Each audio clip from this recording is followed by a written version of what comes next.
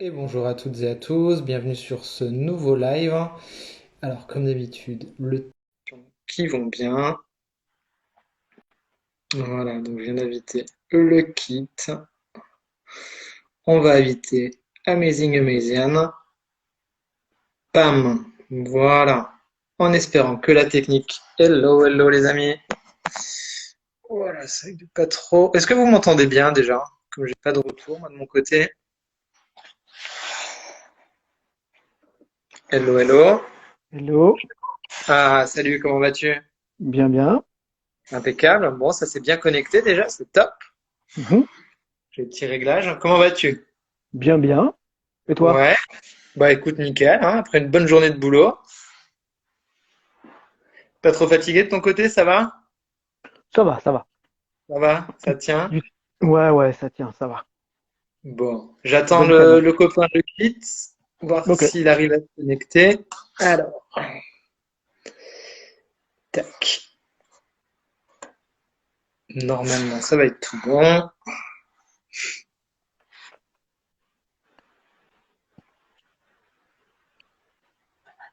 Et le voilà, Salut, bonsoir. Hello. logiciel. Salut. Ça va, tout le monde s'entend bien? Moi, ça va. Bah, pour moi, ça va, impeccable. Impeccable. Bon, bah merci d'avoir répondu à notre invitation. Merci de m'avoir invité. Ah bah écoute, avec grand grand plaisir.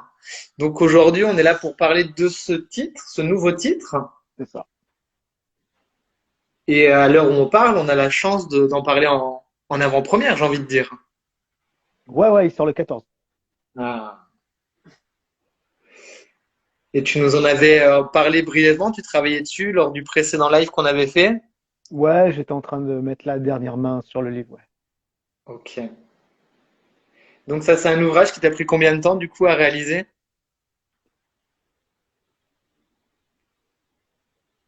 Plusieurs mois et 6 ans de réflexion. Ouais, un petit truc quoi. Ouais, c'est ça, ouais. Un petit C'est truc. en 2016, j'ai découvert le terme Ministry of Ungentlemanly Warfare, Ouais. que j'avais jamais entendu. Et je me suis un peu renseigné et la première anecdote que j'ai lue, c'était celle qui commence le livre en fait, sur l'histoire des SAS qui sont parachutés 4 jours avant le débarquement D'accord. et qui se baladent avec leur Jeep et qui butent du nazi sans que les mecs s'en rendent compte. Mais je vais laisser un peu les lecteurs découvrir ça au début du livre. Donc du coup, oui, Oui, bah, voilà, c'est ça, voilà.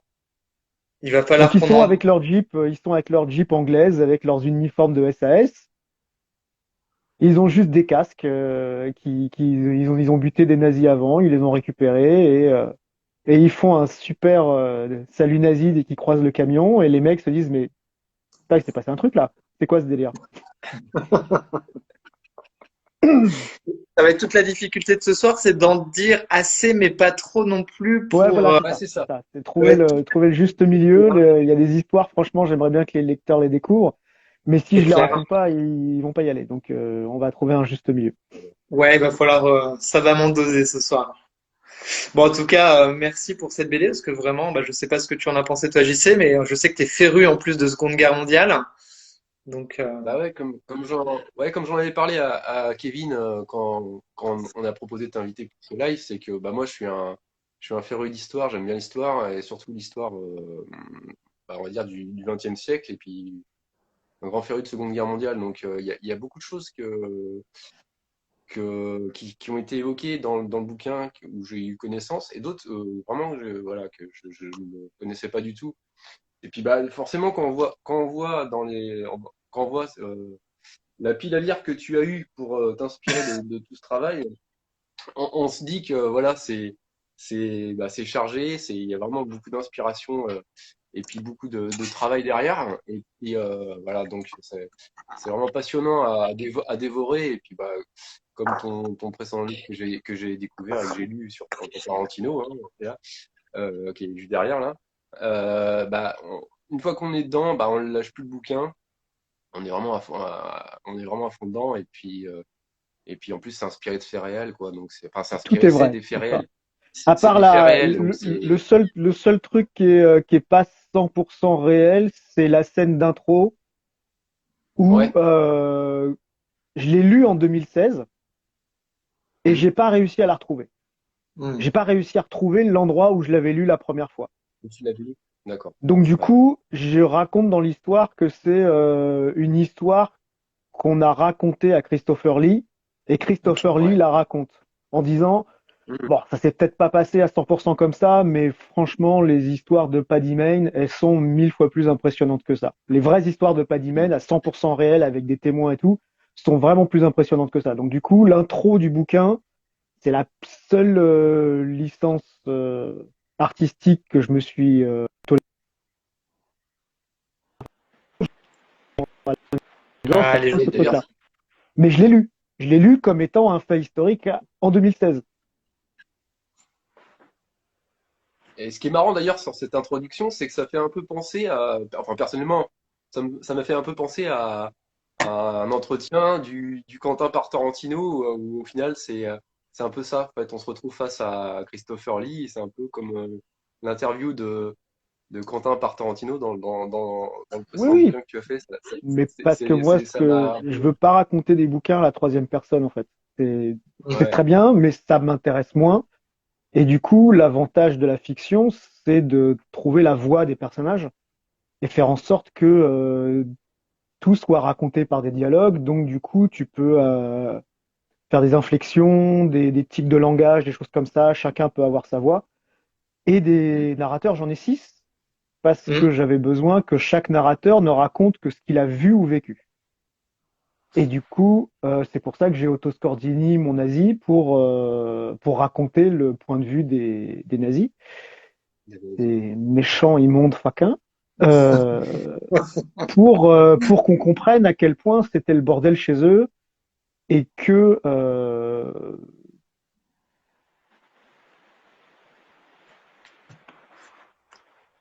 c'est surprenant, même pour eux, c'était surprenant en fait. Ouais. Et c'est vrai que cette partie-là est, bon, elle est particulièrement intéressante.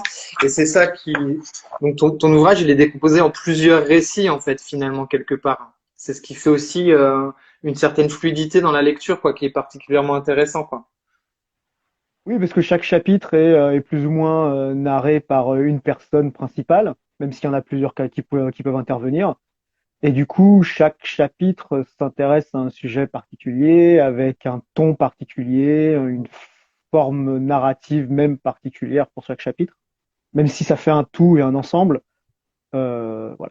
Donc, Il y a un fil conducteur qui est cohérent tout le long de oui, oui, l'ouvrage, de toute oui. façon. C'est ça Et qui est le, assez et le, intéressant. et le fil conducteur, comme tu disais tout à l'heure, j'avais une pile gigantesque de bouquins à lire pour faire ce livre-là, mais j'en ai écrit d'autres en même temps, c'est-à-dire que j'en ai préparé plusieurs d'un coup, en fait. D'accord. Donc, si celui-là C'est clair. marche, j'ai largement le matos pour la suite. Parce que j'ai, on est resté au début de la guerre, en fait. D'accord. Ok. Ouais, On donc est t'as 42, vachement de choses. 43 et ben 44, 45, il se passe des trucs, quoi. Donc, du coup, Ouais. et même j'ai des personnages qui sont absolument super que j'ai pas pu intégrer parce qu'il faut le temps de les développer. Mm. Et j'ai trouvé qu'on appelle ça? C'est un styliste, un anglais qui avait un magasin rue Savile Road, donc la rue super, comment on appelle ça, connue où ils font tous les costumes et tout. Le mec après la guerre, il a continué à faire des costumes. C'est lui qui faisait sur mesure les gants de la reine et qui lui a fait quelques tenues pendant des années. Ce mec-là était ouvertement homosexuel dans les années 40, ce qui Ouais. déjà, rien que Mm. ça, était assez impressionnant. Ouais. Et il est devenu un agent du SOE. Et c'est lui qui a géré les réseaux d'espionnage, enfin de contre-espionnage en Belgique, qui D'accord. était un réseau qui était hyper hardcore parce que le réseau de résistance était entièrement noyauté par les nazis. Donc à chaque fois qu'ils envoyaient des agents, ils se faisaient tous tuer. Oh putain. Et ils ont envoyé ce mec-là. qui s'appelle, je me rappelle plus de son prénom, mais c'est Ames, Ames, quelque chose comme ça. Et ils ont envoyé ce mec-là gérer le réseau et réussi à retourner la situation en fait. Et ce Ok. mec-là avait l'habitude, enfin, quand il s'est fait engager, le premier truc qu'il a fait par le SOE, il s'est fait faire un costume, son uniforme, il se l'est fait faire sur mesure en fait. Ok. Avec, il a fait faire des sous-vêtements d'une meilleure qualité, il a fait faire un truc qui soit bien coupé sur lui et tout. Donc il avait un uniforme militaire haute couture. Mais il a réussi à retourner le contre-espionnage allemand nazi en Belgique. Ah, Donc, c'est incroyable. voilà. Rien que ça mérite. Enfin, je pourrais faire un livre rien que sur ce mec-là avec ce qui s'est passé là-bas. Donc voilà. Donc j'en ai plein des comme ça et le but c'est de voir si ça marche, de voir si ça intéresse les gens. Si ça intéresse les gens, j'en ai plein et si ça intéresse pas les gens, bah, je ferai d'autres livres avec ce que j'ai lu. Tu Ça trouveras un autre s'appellera moyen de juste les pas. faire. Voilà. C'est ça. Ça s'appellera pas Nazi Killer. Ça s'appellera autre chose. Ces enfoirés de nazis, tome 2 et voilà. Mais Mais ce qui est intéressant dans ce que tu racontes par rapport à ce personnage-là que tu viens de décrire, c'est que déjà tout le long dans cet ouvrage-là, on sent comment les choses se jouent à peu et tiennent parfois sur une seule personne, sur un destin, et comment la bascule pourrait s'opérer finalement du bon ou du mauvais côté des choses, quoi. C'est assez incroyable, j'ai trouvé pendant cette lecture, en fait. Tu oui, retranscris vachement bien ça. mais parce que c'est des gens qui sont absolument extraordinaires. Déjà, Ouais. ils ont existé tous, tout ce qui est raconté dans le bouquin est entièrement vrai. Et du coup, tu tentes quand tu fais une histoire comme ça de montrer des gens qui ont des destins absolument magnifiques, mais qui ont pris des risques insensés en fait pour faire leur mission. C'est ça. Quand tu te faisais choper par les nazis, tu te faisais torturer, tu finissais dans les camps ton nom finissait sur une plaque, quoi. Donc ceux Ouais. qui ont réussi à qu'on appelle ça, à passer toute la guerre, à faire toute la guerre, à survivre à toute la guerre, il y a plusieurs espionnes du SOE qui ont survécu euh, et qui ont fait ça, dont Christine Granville, dont je raconte un Ouais. peu l'histoire dans le bouquin. Euh, C'est hallucinant ce cas. T'étais tout seul C'est dingue. dans un pays occupé. Il y a des nazis tous les 4 matins. Et normalement, tu dois pas bouger d'une région à l'autre, en fait. Ouais. C'est pour eux, les nazis, ils comprennent pas que tu bouges. Tu dois avoir un permis de travail spécial quand tu te fais choper. À chaque fois, ils te demandent 3 trucs spéciaux, quoi. La raison pour laquelle tu travailles, ta carte d'identité et ton Ausweis pour pouvoir passer la frontière de la région. Leur boulot quand ils faisaient les réseaux, c'est d'être sur la route tout le temps. Ouais. Donc, tu te fais contrôler tout le temps. Tu as intérêt à être super bon et ton alibi, il a intérêt à être bulletproof, sinon ça passe pas. Et ces gens, ils Et ont c'est vrai qu'on le survécu. ressent, hein. On le ressent vachement dans ce que tu as écrit. Et c'est, moi, perso, c'est un des trucs qui m'a le plus marqué où tu te dis, mais vraiment, ta vie, elle ne tient plus à rien, en fait. Ah ouais, bien C'est-à-dire, sûr.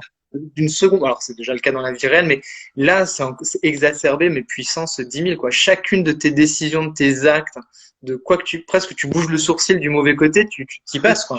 Tu dépends comment on appelle ça, du travail qui a été fait en amont, Mm. du travail de l'intelligence qui a été fait dans les bureaux, où ils n'ont jamais été en France, machin, tout ça et tout, et ils récupèrent des informations. Quand ils te font ton costume, si c'est une coupe qui ne fait pas français, tu te fais Ouais. remarquer immédiatement parce que les nazis étaient quand même loin d'être cons, tu vois. Donc du coup, ils ont quand même mis des mecs intelligents dans la Gestapo pour aller trouver les gens et traquer les gens. Et d'ailleurs, les collègues de Christine Granville, ils se sont fait arrêter parce ils ont fait croire qu'ils étaient dans une voiture, dans un camion, tous les trois, qu'ils se connaissaient pas. Mais quand ils ont fouillé leurs poches, ils se sont rendus compte qu'ils avaient des billets tous. Ouais, Et le nazi s'est rendu compte qu'ils étaient sur une série consécutive, en fait. c'est Donc ça. c'était impossible qu'ils ne se connaissent pas puisque les billets se suivaient, les numéros se suivaient. Et c'est à cause de ça qu'ils se sont fait arrêter. Ouais, elle est dingue, cette anecdote, hein. Ah, mais c'est hallucinant. Et Christine Granville va les sortir de prison et vous verrez comment à l'intérieur du livre, parce que ça, par contre, je peux pas le spoiler, parce que c'est Ah bah tellement oui. extraordinaire que ça, faut le lire pour le croire. Et donc voilà, Elle a un destin hallucinant, hein. C'est une histoire qui est complètement folle, hein. Même, franchement, j'aurais pu faire un. Je voulais raconter d'abord l'histoire du SOE Ouais. pour qu'on comprenne dans quoi elle a bossé. Mhm. C'est pas impossible que je fasse pas un livre sur elle uniquement dans un avenir proche si c'est possible, parce que Mhm. maintenant que j'ai toute la doc et tout, je peux vraiment le faire. Mais oui, oui. Et puis la vie, il y a un moment, je peux pas raconter le début de sa vie en détail parce que j'ai pas assez de pages. Mhm. Du coup, j'ai fait des fausses pages de romans, enfin de livres d'histoire pour faire croire, voilà, pour que les gens aient le maximum d'informations, qu'ils sachent qui elle est, d'où elle vient, quel est son background, comment elle est devenue comme ça, quels sont les éléments de sa personnalité qui font que cette femme est extraordinaire. Donc du coup, j'ai 4 pages de bouquins, mais ça, je fais ça dans tous mes livres, donc ceux Oui, qui c'est de lire technique. mes bouquins, voilà. Ça permet de lâcher un maximum d'informations. Tu bouffes pas toutes les pages du bouquin.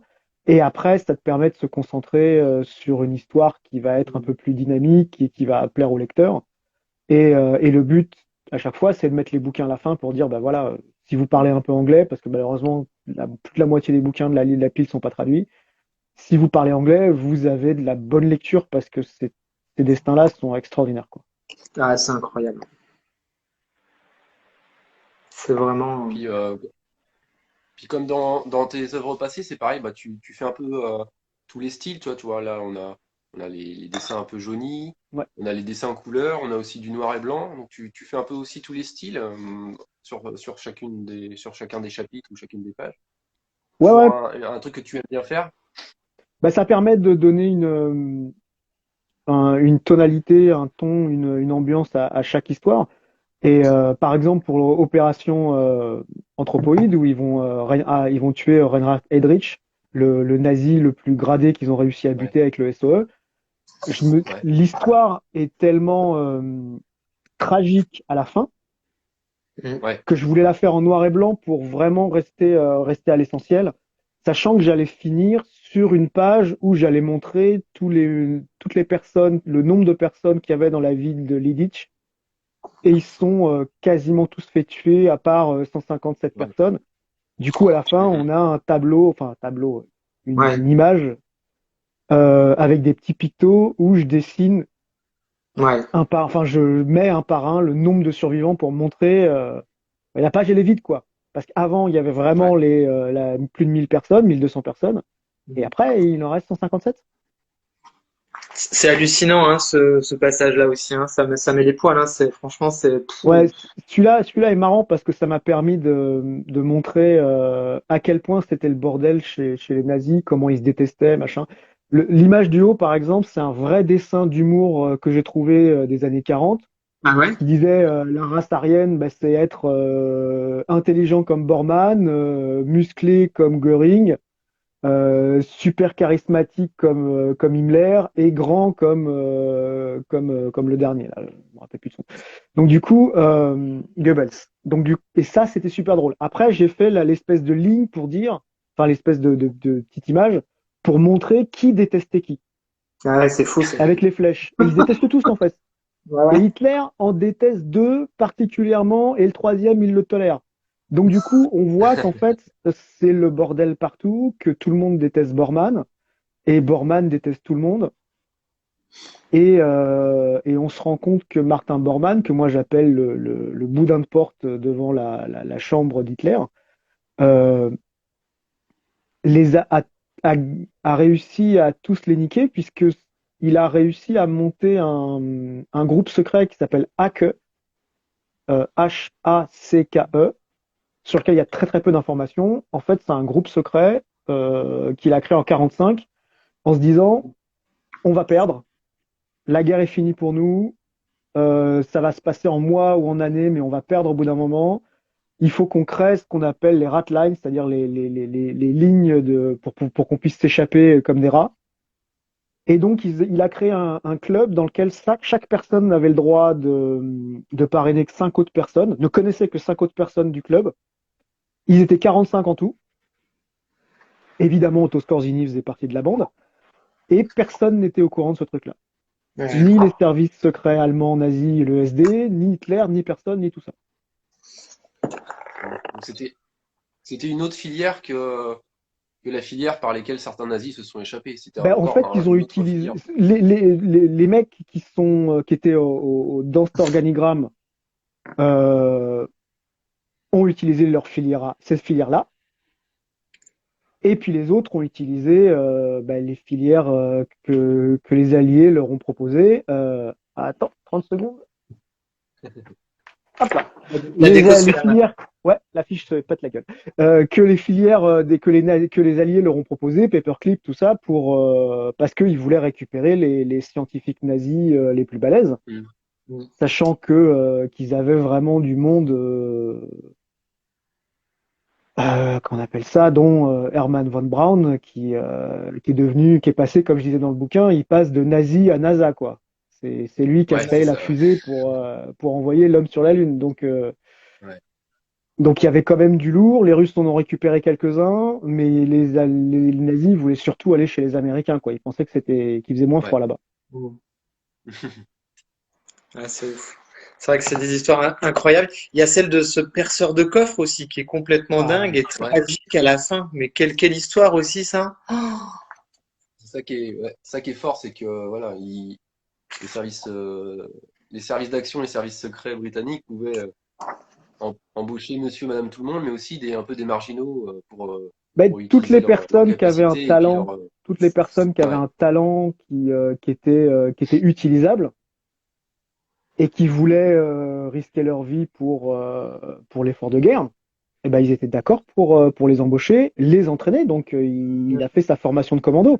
Ouais. Lui était un Mhm. gymnaste accompli parce qu'il avait eu l'habitude de faire le mont en l'air, comme on dit, donc d'aller percer les coffres dans les maisons, généralement des gens qui avaient de la thune. Une fois, Oui, il a volé des pauvres, il s'est rendu compte que c'était les économies de la famille, il les a renvoyés par la poste le lendemain, quoi. c'est dingue hein, ce truc. Et, euh, et c'est devenu un héros national en Écosse. Il y a une chanson sur Johnny Ramensky Ah ouais. qui disait qu'il fallait le sortir de prison, quoi. J'ai mis quelques paragraphes de la chanson à la fin du chapitre. Normalement, Ouais. il devait y avoir la chanson en entier et je m'étais amusé en plus à la traduire. J'étais super content. Et pour des raisons de droit, on n'a Ah pas eu oui. le temps d'aller trouver l'ayant droit exact de la chanson. Et donc, on n'a pas pu la Ouais. mettre, quoi. Et par contre, je Ok. vais mettre la page sur mon blog parce que c'est un bonus et sur Internet, on s'en fout. Et je mettrai la chanson aussi à côté sur mon blog. Donc, Ok. sur Instagram, quand je mettrai ça, je mettrai le lien et les gens pourront découvrir la chanson, les paroles du coup originales en écossais et traduites en français, et la musique qui est vachement sympa. Ouais, c'est vrai que cette histoire-là, moi, je l'ai trouvé vraiment dingue, hein. Franchement, ce mec-là, qui sort de nulle part, qui fait ses allers-retours, qui vole que les riches, comme tu dis, c'est vrai que enfin, c'est dingue de se dire que des personnes comme ça ont existé et ont œuvré finalement à la liberté de tous, quoi. C'est assez effarant, quoi. Et encore, il a pas, ils ont tous signé le Official Secret Act, donc techniquement, ils pouvaient raconter que très peu de trucs. Oui. Certains avaient des légendes. Lui était super connu, donc il avait une légende qu'il a un petit peu entretenue. Mais il y en a la plupart n'avaient pas le droit de raconter ce qu'ils ont fait. Christopher Mm. Lee n'a jamais raconté ce qu'il a fait. Quand dans la deuxième page du bouquin où ils disent est-ce que les journalistes qui plus ou moins interviewent Christopher Lee lui demande est-ce que vous voulez nous raconter, puisque vous n'êtes pas sûr que votre histoire les jeeps sont vraies, est-ce que vous voulez nous raconter ce que vous avez fait pendant la guerre? Et il leur dit bah est-ce que vous êtes capable de garder un secret? Eux ils ont dit ouais tout à fait. Et lui il a dit ben moi aussi. Et voilà. Ouais. Donc Christopher Lee ça c'est il l'a fait dans une interview dans une émission de télé. Donc j'ai pas Mhm. inventé quoi, c'est sorti directement Non, de sa non. bouche. Et là on voit sa carte tout en haut là, on voit sa carte de SAS. Pareil, c'est une capture d'écran du truc qu'il a fait dans cette Ah oui. émission-là. Il l'avait toujours sur lui et il expliquait qu'avec ça, il pouvait rentrer dans toutes les bases militaires du monde. Mais Parce que, cet homme-là, il a eu une vie, mais mais démentiel. ah ouais, ouais, c'est. Le bouquin de sa vie, il est mais incroyable, quoi. Incroyable. Lui aussi, pareil, un bouquin entier sur lui. Le problème, c'est que ouais, dans le bouquin que j'ai lu sur sa vie, j'ai essayé de chercher justement la partie sur la guerre. Il la raconte, mais il raconte la version hyper light, hyper expurgée, quoi. Donc moi, j'ai commencé à retracer le chemin parce qu'il dit plus ou moins à quelle période il est, ou en tout cas sur quel continent il est. Et j'ai dû checker les missions des SAS pour Ah ouais, voir qui étaient officielles, en se disant, bon, euh, je sais qu'il est en Yougoslavie pour aider Tito, et du coup, il aide Tito en 44. Et c'est pile le moment où Otto Skorzeny fait une offensive pour essayer d'aller choper Tito. Donc en fait, Christopher Lee et Skorzeny étaient face à face pendant un combat, une mission, et Skorzeny n'a pas réussi à avoir le commandement de la mission totale. Du coup, la mission a échoué, enfin, c'est ce qu'il raconte en tout cas, et ils ont réussi à exfiltrer Tito et ils lui ont sauvé la vie. Du coup, quand Christopher Lee est mort, bah, il y avait une délégation yougoslave hyper officielle ah qui était ouais. là à ses obsèques, quoi. Mhm. Donc, eux, Ouais, ils savent ce qu'il a fait étonnant. et ils ont reconnu sa bravoure et ils l'ont récompensé. Donc voilà, donc il y a plein de trucs comme ça où tu es obligé de jouer au détective parce qu'ils veulent pas raconter et, Non. et tu trouves des bouts et tu essayes de coller des trucs, quoi. Et ce travail de recherche, là, il t'a pris vraiment beaucoup de temps? Ah, ouais, plusieurs mois quand même Ouais, parce que je refusais de dessiner ou d'écrire quoi que ce soit tant que je j'avais pas une image complète du truc. d'accord. Et le problème, c'est qu'il fallait que j'ai l'image complète sur toute la guerre. Donc, j'ai lu plein de bouquins. Et à chaque fois, je faisais des rapports de ma lecture et je prenais des notes en me disant Ah ça, ouais, c'est ça, ça, c'est ça. Je savais toujours pas quelle mission j'allais illustrer. d'accord. La liste de missions que j'ai filée à l'éditeur pour qu'il signe le livre, à part Opération Anthropoïde, toutes les autres missions, je les ai foutues. Je me dis, je les mettrai plus tard dans le tome 2, dans le tome 3, parce que je voulais avoir le temps de les développer. Mhm. Et surtout, j'ai découvert Christine Granville et Johnny Ramensky. Et je me suis dit, bah non, non, je vais faire un chapitre sur eux, quoi. Eux, ils sont trop cool. Donc, et, euh, et c'était plus simple de commencer avec le côté plus humain. Ouais. Et une fois que j'ai expliqué réellement comment fonctionnait le SOE, quels étaient les grains de sable dans le gouvernement anglais qui les empêchaient d'avancer, qui était Churchill, par exemple. Je Oui. fais une histoire de 6 pages où je raconte qui est Churchill. Mhm. Moi, j'ai Mhm. découvert plein de trucs. Bon, c'est Donc, je pense, incroyable. ouais, ouais, lui aussi, pareil. Tu fais un bouquin sur la vie de Churchill, tu défonces tout. C'est Ah bah, hallucinant.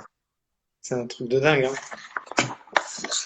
C'est un truc de Donc, dingue. voilà. Donc, Ouais, du coup, c'est ça. Ouais. ouais, Ouais, c'est ça qui est intéressant, c'est que aussi, bah, donc on a des personnages qu'on pourrait ne connaître ni d'Ève ni d'Adam, et puis on a aussi le côté un peu plus historique de Churchill. oui, Donc Churchill, vraiment Ian Fleming, tout de ça. de sa jeunesse Ouais. jusqu'à la Seconde Guerre mondiale, quand même. Bah, Donc tu sais ouais, c'est qu'il intéressant, quoi. il a fait énormément de trucs qui ont préparé la Seconde Guerre mondiale, qui ont préparé son pays. C'est lui qui a eu l'idée des Mhm. tanks, c'est lui qui a créé, quand il a vu qu'il y avait des avions qui existaient, il s'est dit il faut créer la RAF, enfin des Mhm. trucs comme ça. Le terme hydravion, c'est lui qui l'a trouvé. Enfin, Ouais. c'est lui qui a renouvelé entièrement la marine anglaise, qui fait qu'au début de la guerre, elle était super balèze. Mhm. Donc, Mhm. et ce qui est drôle d'ailleurs, c'est que les Anglais, après Dunkerque, quand ils ont repris le poil de la bête, les nazis donc ont envahi la France, donc les colonies françaises, et la marine française était à Alger en fait, était devant la ville.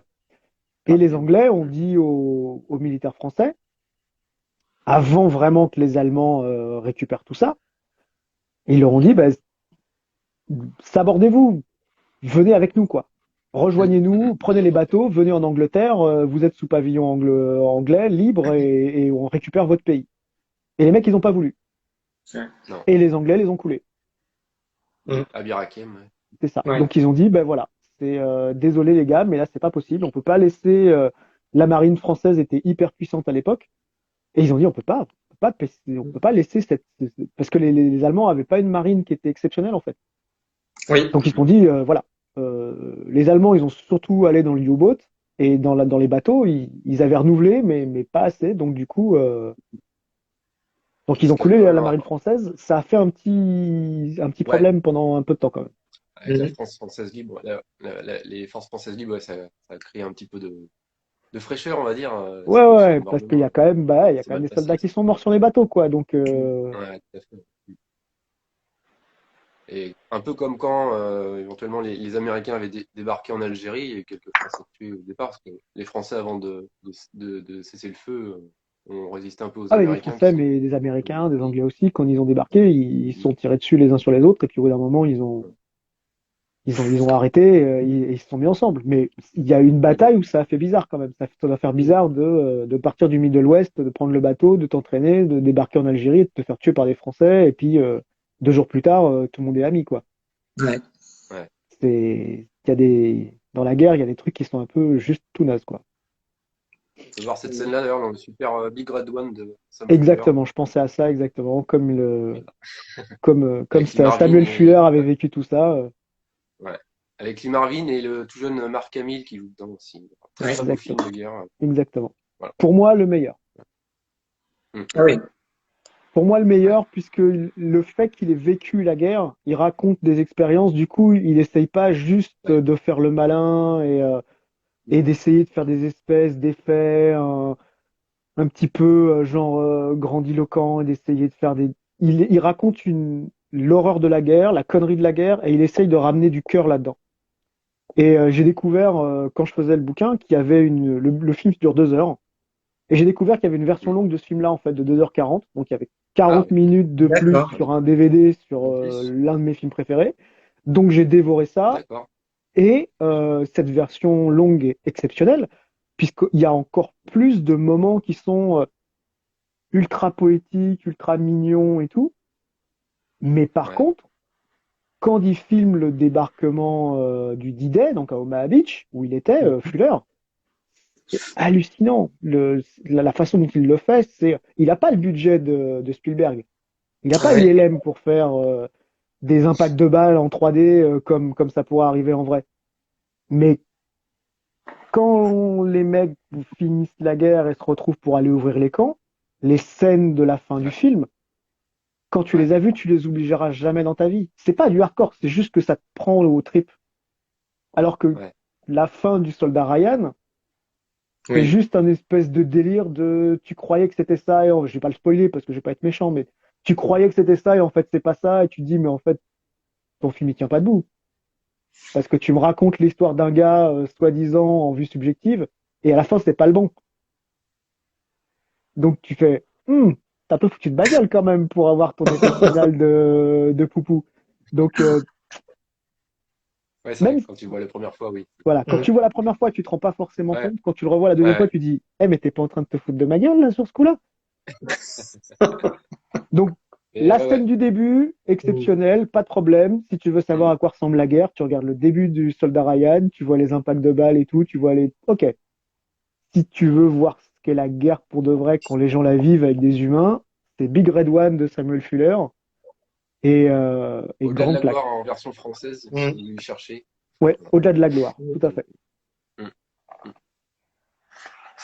Et ouais, un très très beau film. Voilà. Et la fin elle est poignante. Je crois que j'en avais même pleuré. Je crois que la première fois que j'ai vu ce film-là, la fin, vers la fin, quand tu parles de la libération des camps. Ah, moi, j'avais les boules parce que Mm. je l'ai vu au même moment où, tu sais, quand t'es en troisième, t'étudies nuit et brouillard, tout ça et tout, tu fais la Seconde Guerre Mm, mondiale, il t'explique tout ça. Donc, du coup, t'as une bonne vie. Tout ce que lui ne peut pas montrer parce que c'est trop horrible, il- mm, mm. tu le sais parce que tu l'apprends à l'école et tu vois des trucs euh, qui sont vraiment poignants. Donc, je peux pas raconter, je peux pas spoiler, c'est pas possible. Mais voilà, mais c'est incroyable et ce qui est drôle, c'est qu'il fait le lien entre la Première Guerre mondiale, la scène du début, c'est la fin de la Première Guerre mondiale, Mm. et ils sont sur un espèce de champ, il y a une espèce de croix gigantesque et tout, et Lee Marvin voit un Allemand, il le tue, et t'as son sergent qui vient lui dire qu'en fait, Faut qu'ils se prennent une bonne biture parce qu'en fait, la guerre est terminée depuis 3 heures. C'est ce que Mm. l'Allemand était en train de dire. La guerre est finie, la guerre est finie. Et il lui a dit, bah voilà, Ouais. là, c'est plus la guerre, t'as tué un gars, quoi.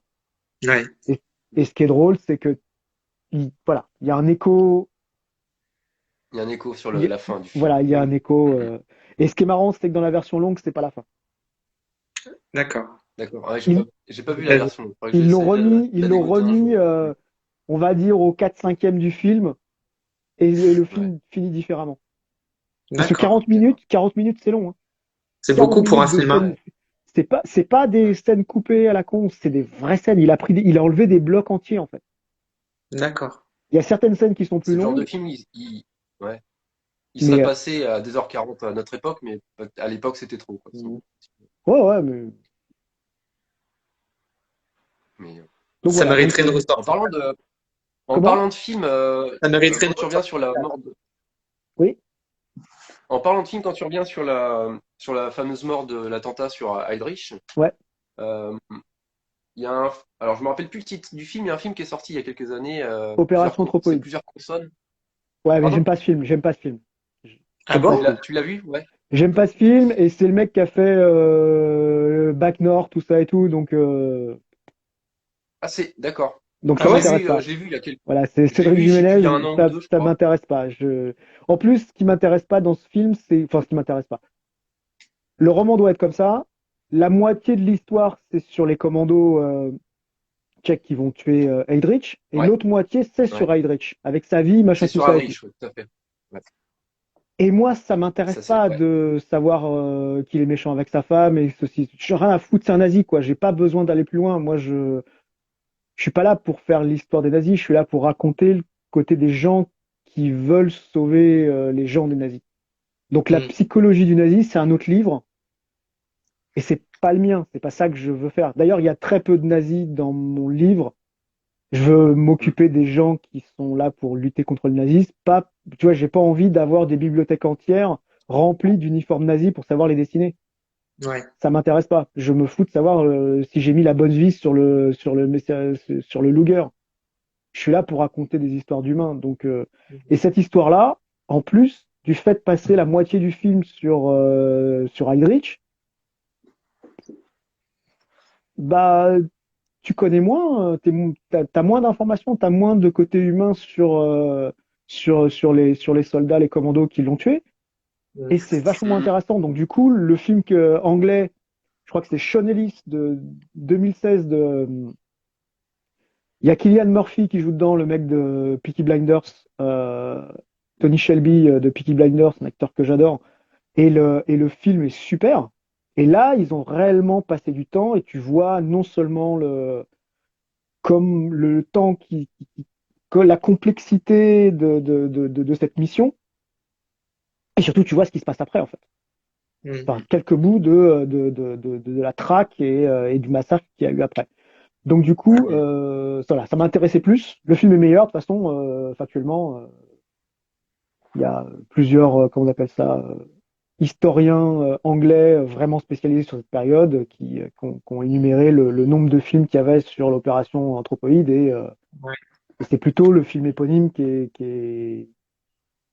est pointé comme étant plus, comment dire, plus juste historiquement, quoi.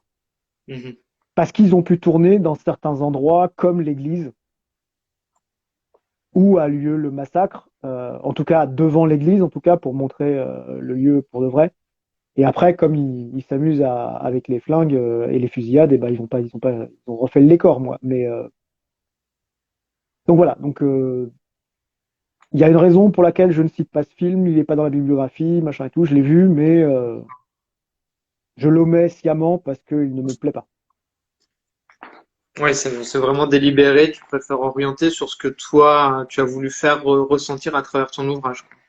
C'est ça. Puis si je veux faire découvrir des trucs, derrière, si les gens se servent de la bibliographie et de certains trucs que je mets, et autant leur faire découvrir des trucs qui m'ont plu. Et de temps en temps, je lis des bouquins que j'aime pas, et ben du coup, soit je les finis pas, soit je les finis, je les aime pas, mais après, j'en parle pas, quoi.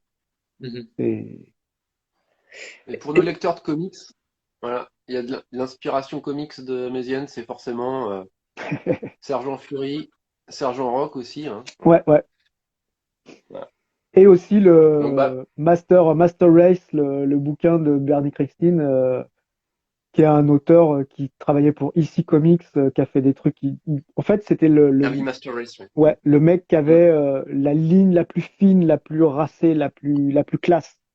Et il a fait cette histoire qui s'appelle Master Race, qui est non seulement l'une des histoires courtes les plus poignantes que j'ai lues, mais aussi, et je l'ai découvert parce que c'est l'ADN de Frank Miller. Il a complètement pompé cette histoire pour faire l'origine de Daredevil quand il a réécrit Daredevil, avec la Mhm. scène dans le métro, tout ça et tout. Et puis l'utilisation des petites cases qu'il faisait au début de Daredevil, c'est purement du Bernie Krigsten qui est inspiré directement.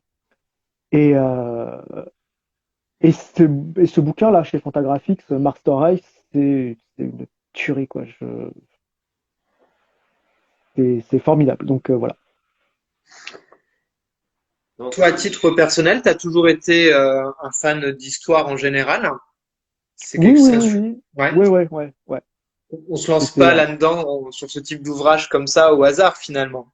non, Il y a mais parce que forcément. tu racontes l'histoire, finalement, c'est l'histoire des hommes que tu racontes, donc c'est quelque chose de, c'est la matière qui m'intéressait le plus, Ok. parce que pour moi, c'était pas abstrait comme des maths, c'était des histoires de gens, en fait. Mm.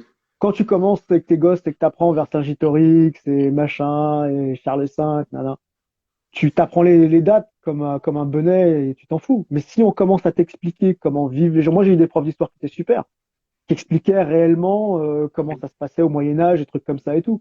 Une fois, on a visité un château, il me disait, ben voilà, voilà. Est-ce que vous ne trouvez pas qu'il manque quelque chose dans ce bâtiment?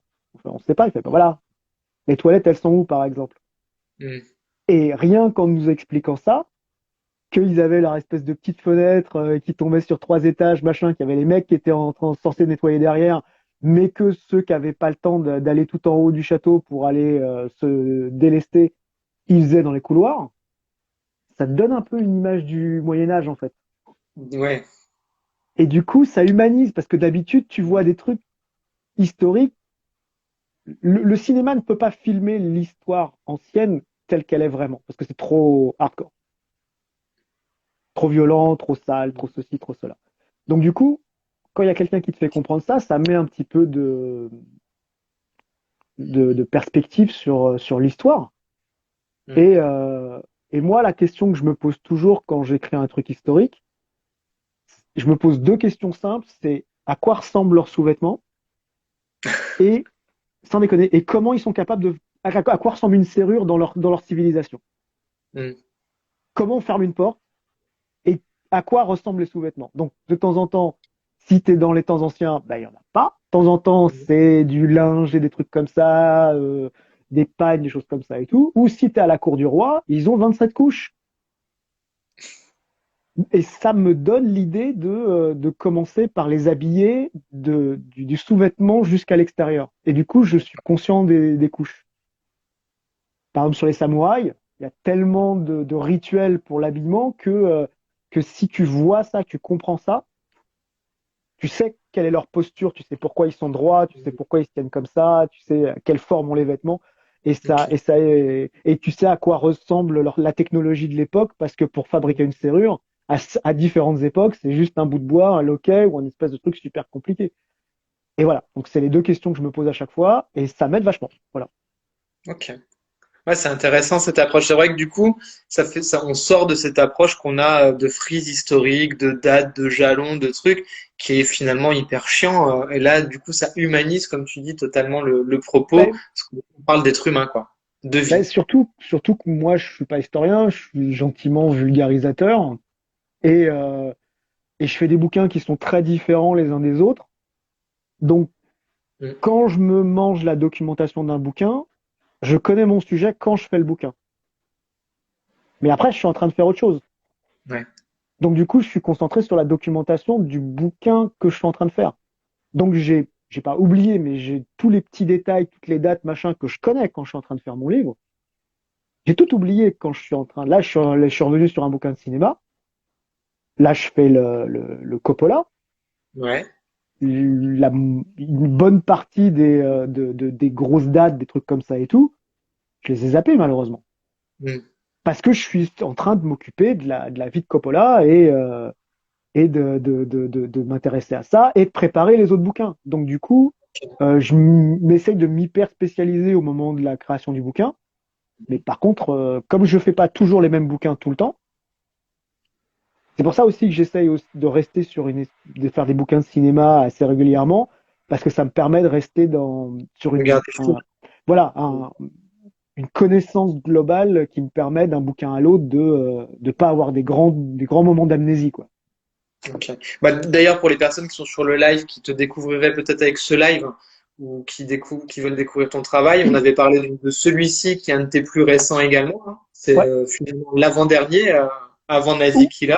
ouais, c'est ça, août 2022. Et tu avais fait donc également celui-ci. Tout à fait. Regardez-moi ce bébé là. Wow.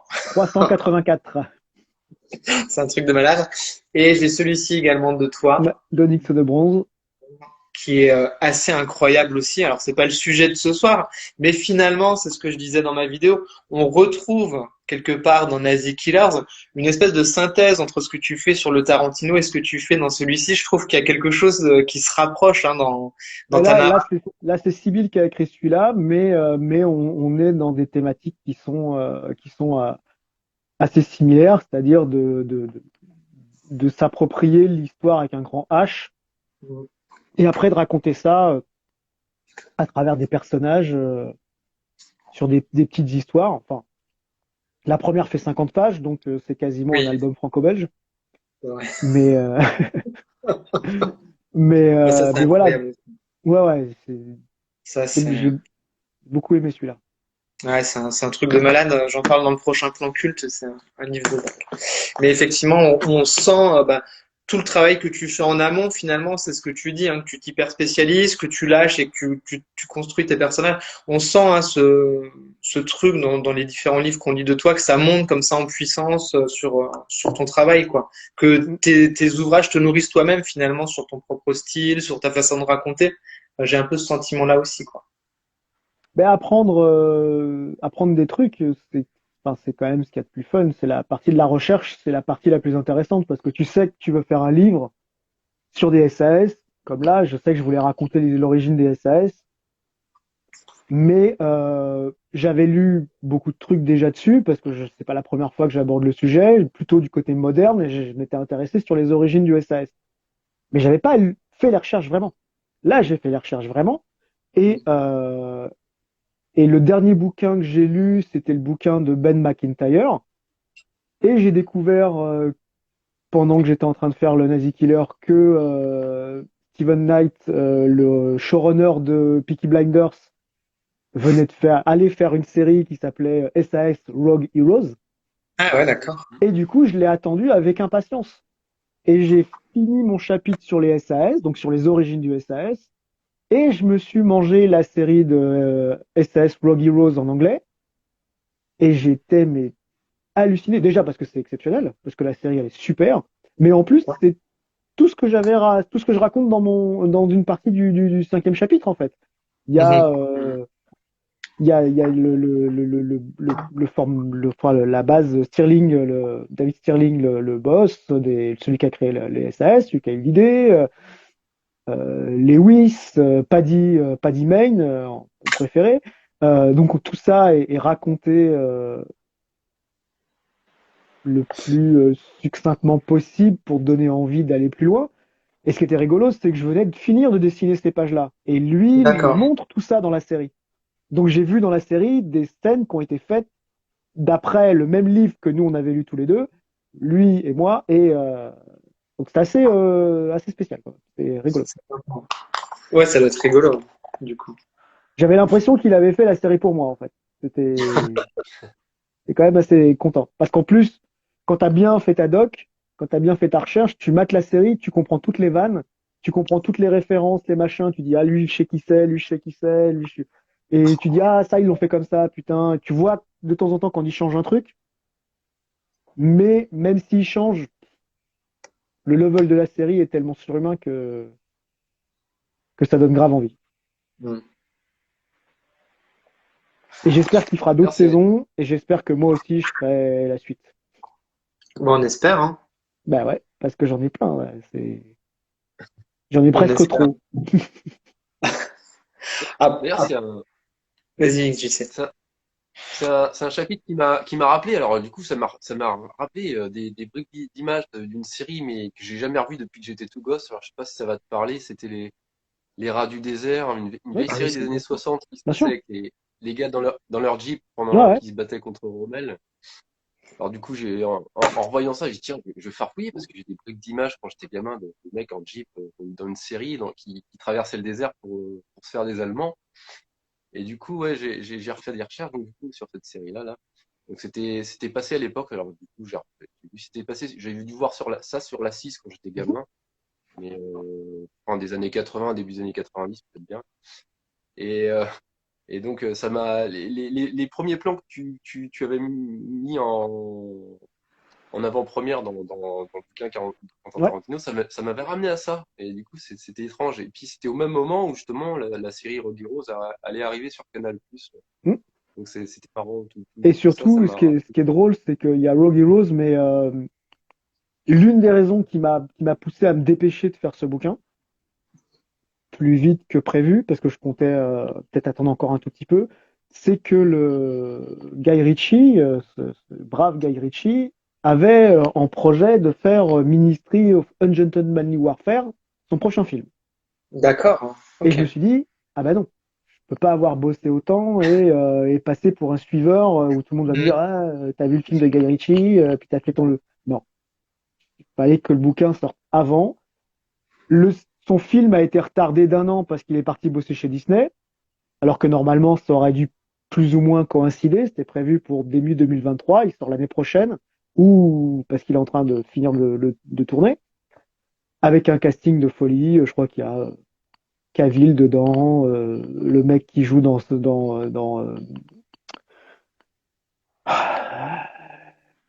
la série là adaptée, ils ont fait le film avec Tom Cruise. Ah, bon, ça me reviendra. Et donc il y a plein d'acteurs super et je pense que ça va être vraiment bien parce que lui va se faire son premier film de guerre. Mm. Et j'ai lu le bouquin de Damian Lewis dont il s'inspire et pour faire son bouquin et ça va être démentiel. Ok. Ça Donc sort quand, ça? ça, c'est en tournage en ce moment où ils sont en train de Ah, c'est finir de tourner. ok. Il est en train de l'annoncer partout. Il est un peu sur Instagram à en parler tout le temps. Donc ça veut dire qu'ils ont soit fini de tourner, soit ils sont en Ouais. post-production, un truc comme ça. Pardon. Ils ont dit 2024, Ok. donc dans un an. Mais, euh, mais voilà. Donc moi, j'ai voulu me dépêcher avant que ça Mm. sorte pour être sûr d'avoir bien de l'avance et j'espérais, bien sûr, que si la série continue, de pouvoir reprendre le train derrière le film de Guy Ritchie, où à ce Bah moment-là, oui. voilà, tout le monde connaîtra après. C'est Ouais, comme c'est quand normal. j'avais fait un bouquin sur une version moderne de Zatoichi. Ben, avant, personne connaissait. Et dès que Kitano a fait son Zatoichi à lui, après, tout le monde adorait Zatoichi. Ouais, c'est Et je me ça. suis dit, ben voilà, c'est vachement plus simple en fait pour les gens connaissent ta référence. Parce que C'est sûr. ton bouquin il tombe pas dans un trou du coup. C'est ça. Oui, c'est un investissement à long terme, ce livre, en fait. Ben, Quelque part. j'essaye de faire avec les livres d'histoire ce que je fais pour le cinéma, c'est-à-dire une vision originale, raconter à la première personne, passer d'un style à l'autre, m'amuser graphiquement. Est-ce que le lecteur de bouquins d'histoire va vouloir un truc sérieux? J'en sais rien, on verra. Pour l'instant, Mm. pour moi, c'est un pari. Pour l'éditeur aussi, c'est un pari. D'accord. Donc on va voir ce que ça va donner. Euh, Si ça plaît, on est prêt. Si ça plaît pas, ben, on aura essayé. Oui, bah ouais, ouais. Mais c'est vrai que c'est courageux de sortir ce type de bouquin. Effectivement, c'est toujours, on sait qu'aujourd'hui, la place dans les librairies en bande dessinée, elle est super chère, hein. C'est pas évident voilà, d'être Ouais, exposé ouais. et longtemps en plus, hein. Et puis chaque genre a un public plus ou moins dédié qui, au bout d'un moment, est habitué à quelque chose. Et puis, de temps en temps, tu récupères les curieux. Mm. Moi, généralement, je récupère les 10-15% de curieux qui lisent plein de trucs différents et qui à un moment ils veulent complètement changer. Ils se disent tiens, je vais essayer ce truc-là, c'est pas pareil. Euh, il y en a de plus en plus, donc c'est ça qui est bien. Mais est-ce qu'il y en aura sur le genre histoire et guerre? Parce que je raconte vraiment l'histoire. C'est plus raconté que des personnages qui parlent et avec des dialogues. Voilà. C'est des dialogues, mais qui racontent l'histoire. On n'est C'est pas. ça. Je vais essayer de le montrer en image parce que c'est vrai que ça fait partie du Mais truc. c'est ouais, On est, c'est on est moins dans cette narration comme ça à Voilà. la bulle Il politique, y en hein. a un peu pour présenter le Hein. perso, mais après, on a vraiment beaucoup d'infos. On apprend plein de trucs. Voilà. Là, c'est toujours Ian Fleming qui raconte cette histoire. C'est son histoire perso. Mais du coup, on enchaîne quand même, on apprend plein de trucs. Normalement, si on connaît le sujet ou si on connaît pas le sujet, on apprend deux, trois trucs au passage. Euh, Non, puis je pense que ça peut être un moyen ludique aussi pour des plus jeunes qui ont pas forcément d'attrait pour des gros pavés et puis des grosses recherches dans des bouquins.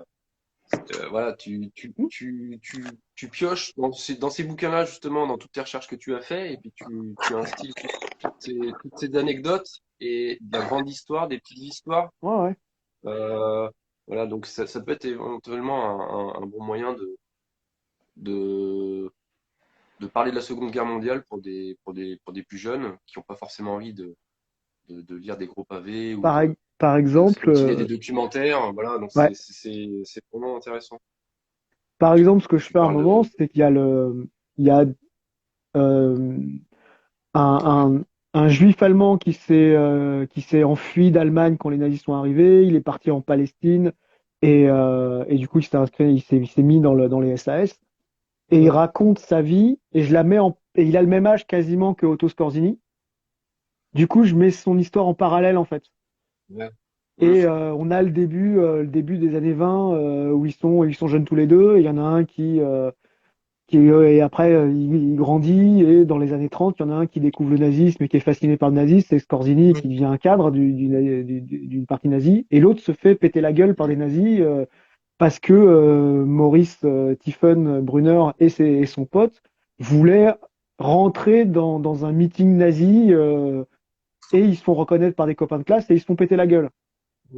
Donc du coup, voilà, c'est ça qui est intéressant aussi, c'est de toujours passer par l'humain, quoi. De montrer pendant, je sais pas, je fais ça pendant 6 pages où je montre la différence de parcours et, et ce dernier chapitre enfin, enfin le chapitre 4 et 5 sont assez intéressants parce que c'est ceux qui sont plus dans le vif du sujet parce que pendant tout le début du bouquin,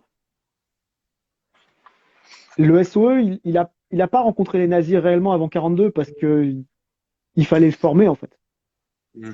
Ouais, ça Et prend du temps. surtout, le MI6 refusait de leur donner les bateaux, les avions pour les amener sur le théâtre des opérations, comme on dit.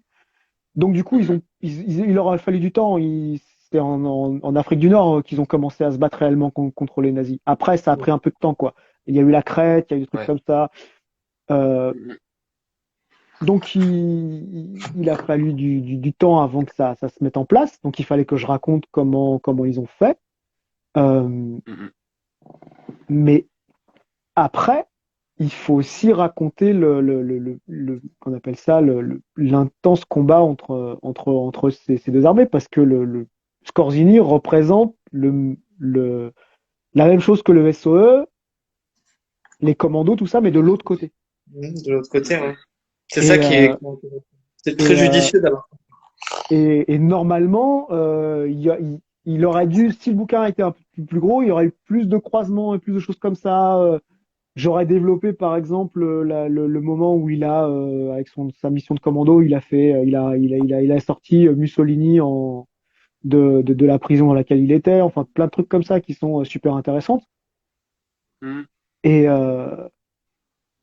et en plus, le terme commando qui avait été récupéré par les Anglais, eh ben, c'est un terme qui vient plus ou moins de l'allemand, qui est adapté des Boers en Afrique du Sud, des choses comme ça et tout. Donc Mm. c'est ça qui est intéressant. Il y a beaucoup Ouais, de de recoupement.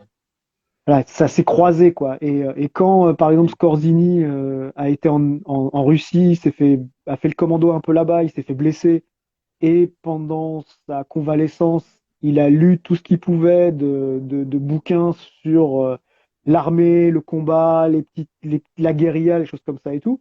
Il a sûrement lu des bouquins qui avaient été écrits par des Anglais, dont Hmm.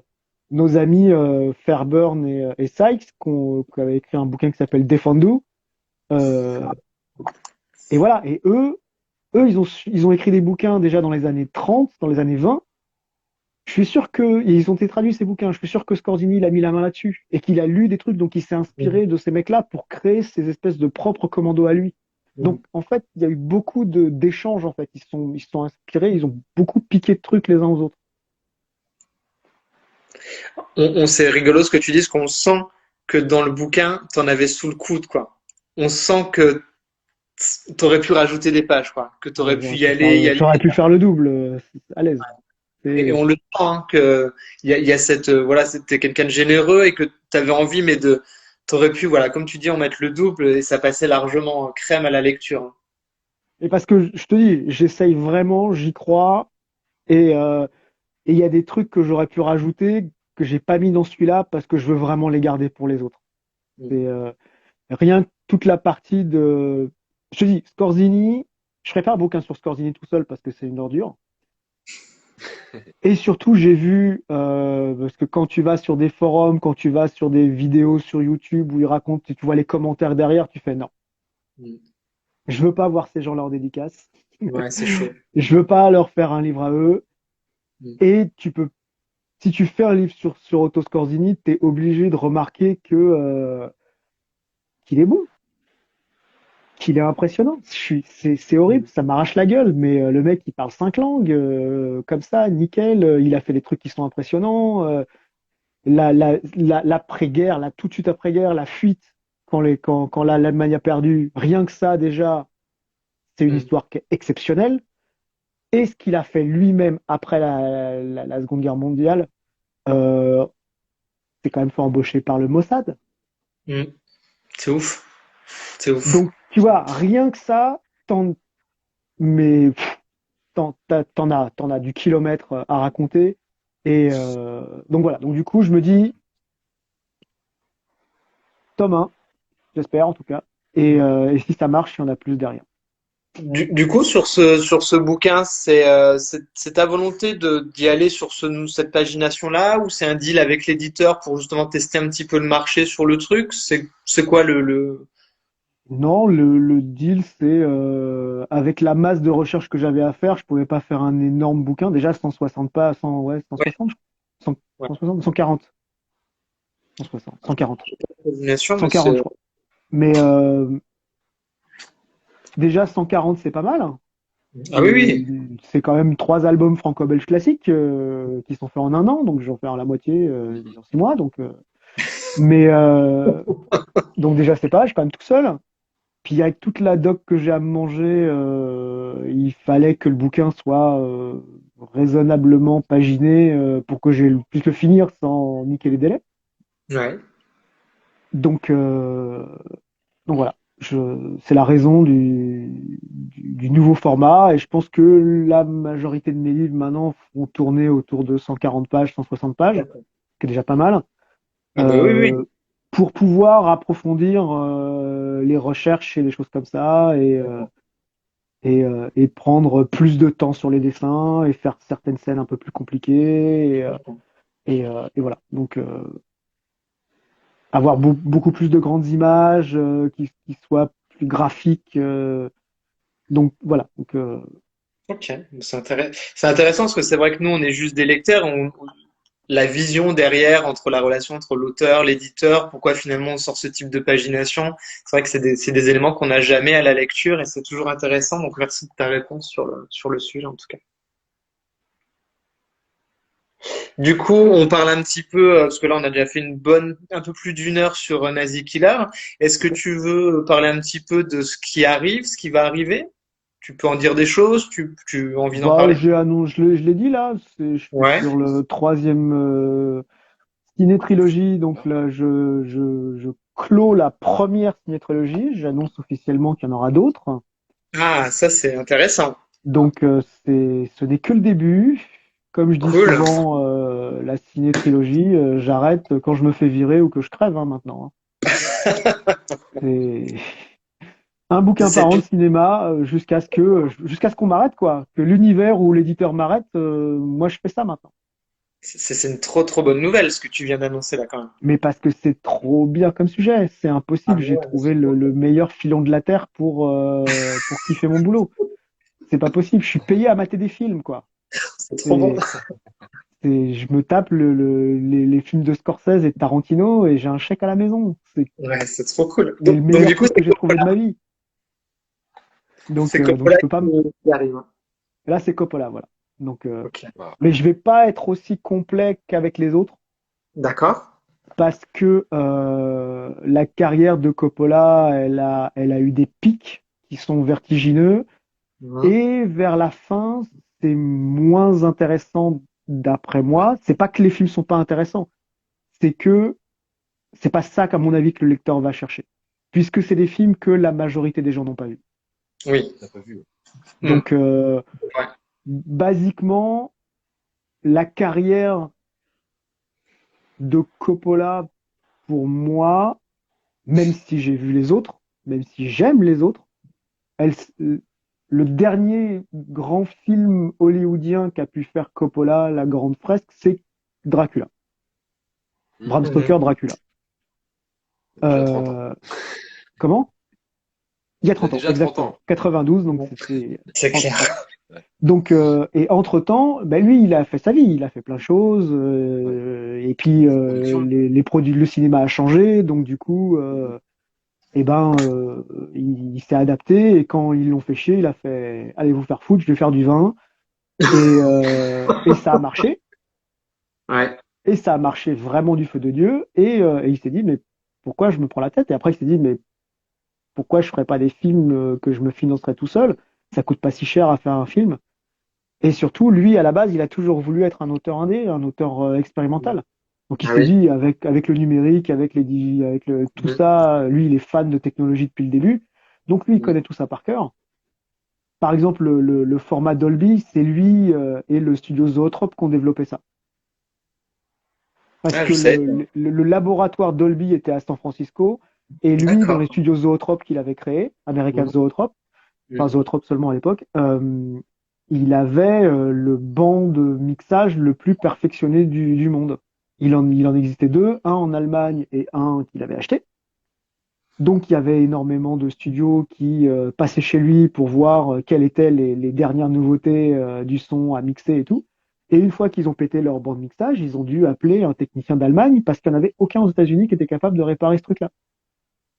Et donc Walter Mutch, qui était l'ingénieur du son de beaucoup de films de Coppola et qui était aussi éditeur, il a créé avec les ingénieurs de Dolby le son qu'on connaît, D'accord. Je connaissais pas ce le bouquin. label.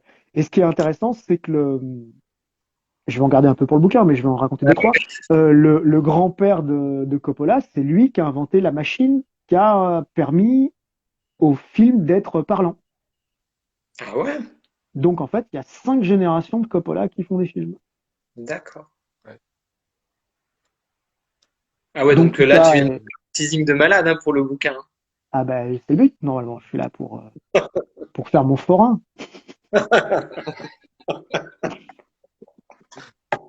Non, non, bah, rendez-vous c'est dans l'année, hein, c'est ça, hein, Ah ben c'est août, celui-ci aussi. C'est août. août ou C'est ça, septembre hein. de 2023. Dès que je le finis, il sort.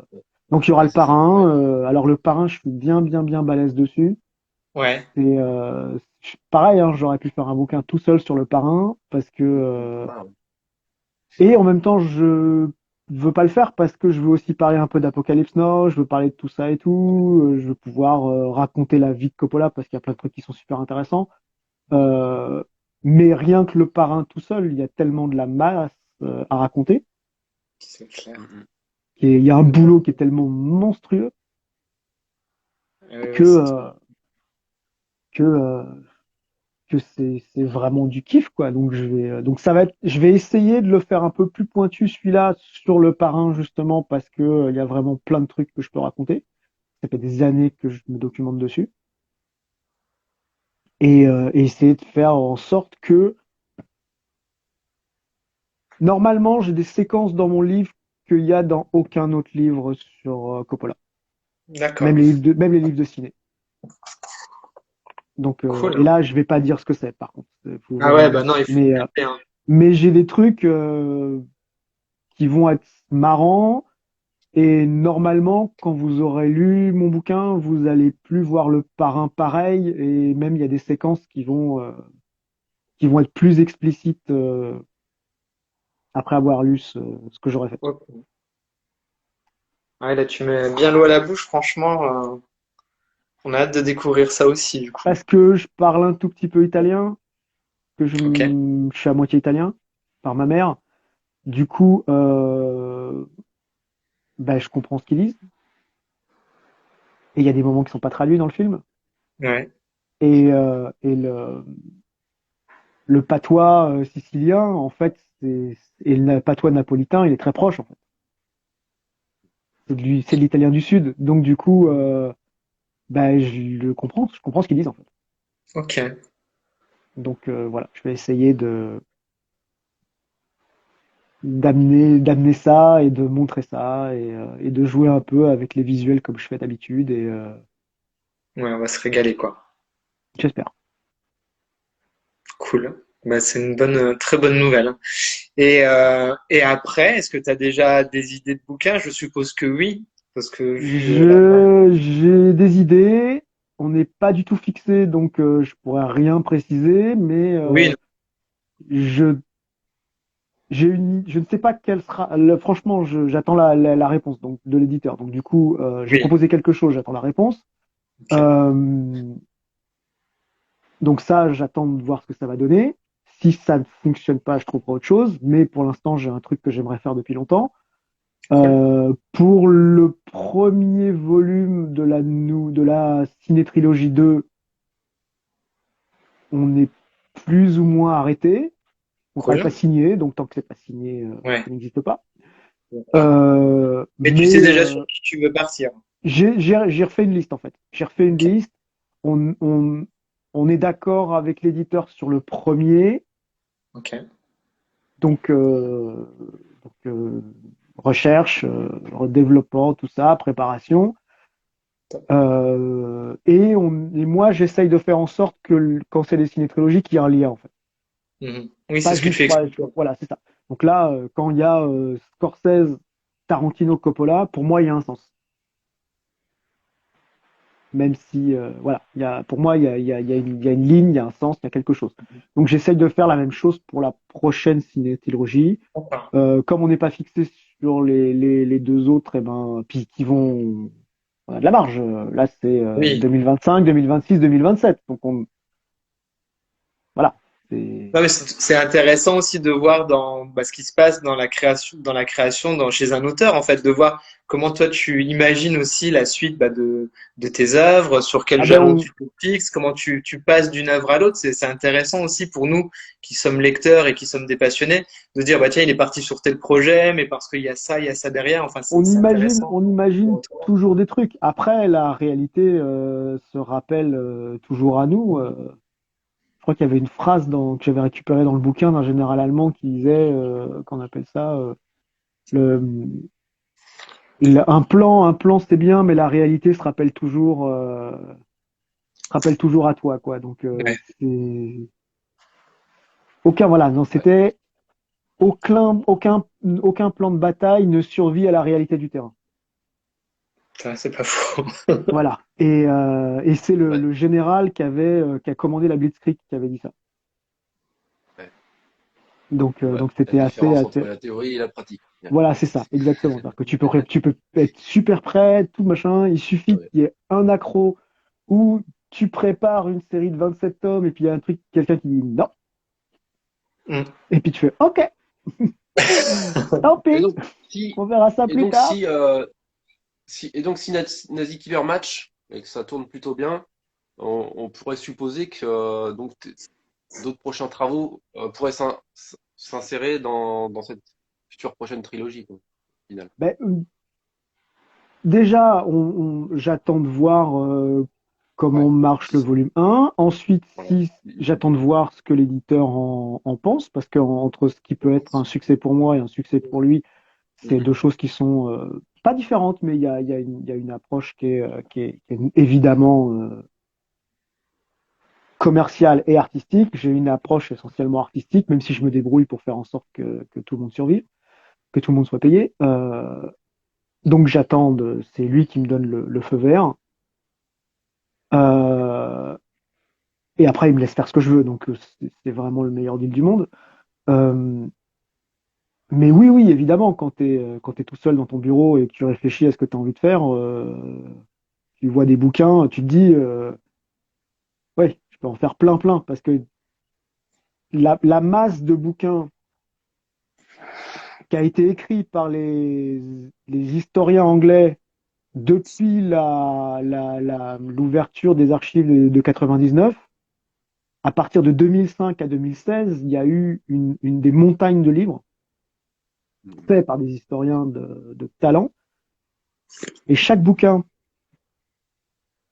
est spécialisé sur un sujet particulier. Même si, par exemple, j'ai acheté deux bouquins du Ministry of Ungentle Manly Warfare, les deux sont entièrement différents. Les deux Mhm. ont des personnages principaux qui sont entièrement différents, ils sont axés sur des moments différents. Donc chacun a ouvert, c'est comme si un peu il s'était pris les archives du Imperial War Room Museum de Londres et il s'était dit, moi je prends ce dossier-là, moi je prends celui-là, moi je prends Ouais. celui-là, moi je prends celui-là. C'est comme s'ils s'étaient mis d'accord en fait de se dire, voilà, on se marche pas sur les pieds les uns les autres et on fait chacun un truc spécial. Et, euh, et quand tu lis toutes ces histoires incroyables, tu te dis, mais voilà, franchement, si ça marche, j'ai du matos pour des années. Ouais. Et pas seulement la guerre, parce que l'immédiate après-guerre, Ça doit être quelque Ouais, chose aussi, hein. a vraiment planté des graines. Et dans l'immédiate après-guerre, ouais. t'es dans l'espionnage, quoi. Direct. Mhm. Ouais. Puisque les nazis, ils n'ont pas disparu. Ils sont juste là. Il y en a certains. Corzini, en 47, il est en prison à Nuremberg, machin et tout. Comment dire, donc il est accusé de cette délit d'avoir été vêtu avec ses commandos d'uniforme américain pour, dans le nord de la France, tuer des soldats. Donc il se fait Ouais. arrêter, il est condamné, enfin, il n'est pas condamné, il est en jugement, il se défend lui-même. Et coup de théâtre pendant le procès, il y a un officier anglais qui vient témoigner en sa faveur pour dire, ben, nous au SOE, on l'a fait aussi. Et en fait, Scorzini le Mhm. savait puisqu'il s'est inspiré de ce qu'avait fait le SOE pour après faire la même chose. Ouais. Ouais. Donc en fait, c'est les gars du SOE, en témoignant que le SOE l'avait fait, ils ont sauvé Scorzini de la pendaison. C'est ouf, hein. Mhm. Donc il est resté en prison de 45 à 47, et en 47, bah, il s'est évadé. Et on n'a jamais su si c'était les Américains qui l'avaient sorti ou si c'était des copains du hacker. D'accord. Parce qu'il est sorti, hein. Il y a deux soldats en uniforme américain qui sont venus le chercher et ils l'ont sorti de la prison. C'est ouf. Et après, il est resté en Allemagne. Il est retourné dans son village natal et il a attendu quelques années, presque un an. Personne n'est venu le chercher et il a commencé à se barrer. Incroyable. Et il est parti en Espagne. Et il a épousé la fille du trésorier de la banque allemande.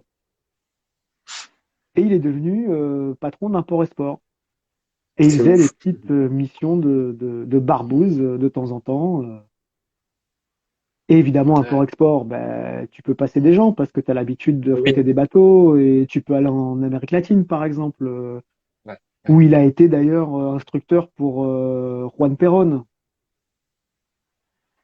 Il y a même une rumeur qui dit qu'il était l'amant de Evita Perón. Donc, enfin, Ah ouais, d'accord. tout C'est ça dingue, est hein. voilà. Bah, Et bon, il a il y avait bien une grosse soigné sa filière en légende. Amérique du Sud, hein, de toute façon. Oh Mhm. oui, lui, il a bien soigné sa légende. Et Mhm. donc voilà, donc il y a plein de trucs comme ça. Mais dès que tu les prends un par un, tu prends Mengele, tu prends Bormann, t'as tout un tas d'histoires qui sont hallucinantes. Bormann, donc le caniche d'Hitler, qui était censé être mort normalement à la chute de Berlin en 45. On retrouve son corps dans une fosse commune, mais les mecs sont pas sûrs. Mm. Parce que tout le monde dit Bormann il s'est barré, Bormann il s'est barré, et tout le monde dit ils sont tous sûrs. Donc ils font une autopsie et ils se rendent compte que la terre que Bormann, le cadavre de Bormann a sous ses ongles, c'est pas allemand, c'est brésilien. Ah, c'est Donc en ouf. fait, il a vécu jusqu'en 1950, il est mort du cancer en 1950, ils l'ont enterré, ils l'ont déterré, ils l'ont ramené dans le Maine. Trop bien. Voilà. Et ça, c'est juste 1% de ce que j'ai lu. C'est dingue. C'est dingue. C'est Donc compliqué. voilà. Et le problème, enfin le problème, je sais pas si c'est un problème, mais ces bouquins sont pas traduits en fait. Et oui, Donc c'est fou hein, qu'on n'ait pas accès à tout ça en traduction. parce que ces bouquins se lisent comme des romans d'aventure. C'est Et hyper ouais. bien écrit, c'est fluide, c'est super bien documenté. Et dès qu'il y a des trucs, des dialogues, tu sais que les mecs, ils ont parlé aux gens qui étaient là, les témoins. Il n'y a pas de bullshit en plus dans ce qu'ils font. Ouais. C'est C'est pas du hyper fake, quoi. pointu. Et, voilà, donc c'est des lectures qui sont exceptionnelles. Ouais, ça doit être trop bien. Franchement, et tout est vrai. Donc c'est encore James Bond à côté, c'est gnognotte quoi. C'est fou que ce soit pas traduit en France finalement. C'est assez surprenant, non? Ou c'est J'ai moi jamais juste. compris. Et franchement, j'ai jamais compris parce que Ouais. ces bouquins squattent les charts là-bas. Il y a un romancier, enfin l'historien que j'adore, il est journaliste aussi, documentariste, il s'appelle Damien Lewis. Il en a fait sa spécialité de faire des bouquins de SAS.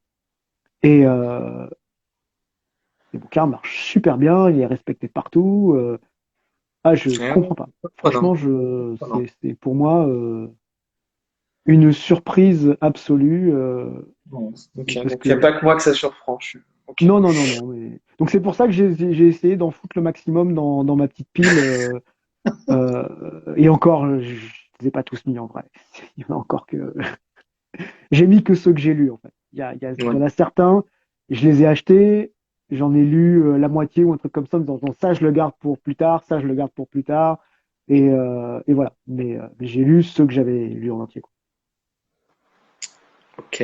On a une petite question dans le chat pour toi. Alors déjà, tu as des bisous de la part de Carrie Black. Hello. Et on a une question de Silène Magali qui nous demande si tu peux nous dire quelques mots sur l'expo qui a lieu en ce moment, sur ton Alors, expo.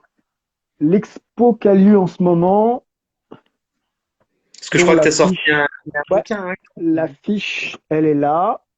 Donc c'est Voilà. toi qui reprends. C'est c'est moi, voilà. J'ai repris ma couve sympa de Quentin par Tarantino, où je me suis mis à la place et j'ai mis des trucs à moi.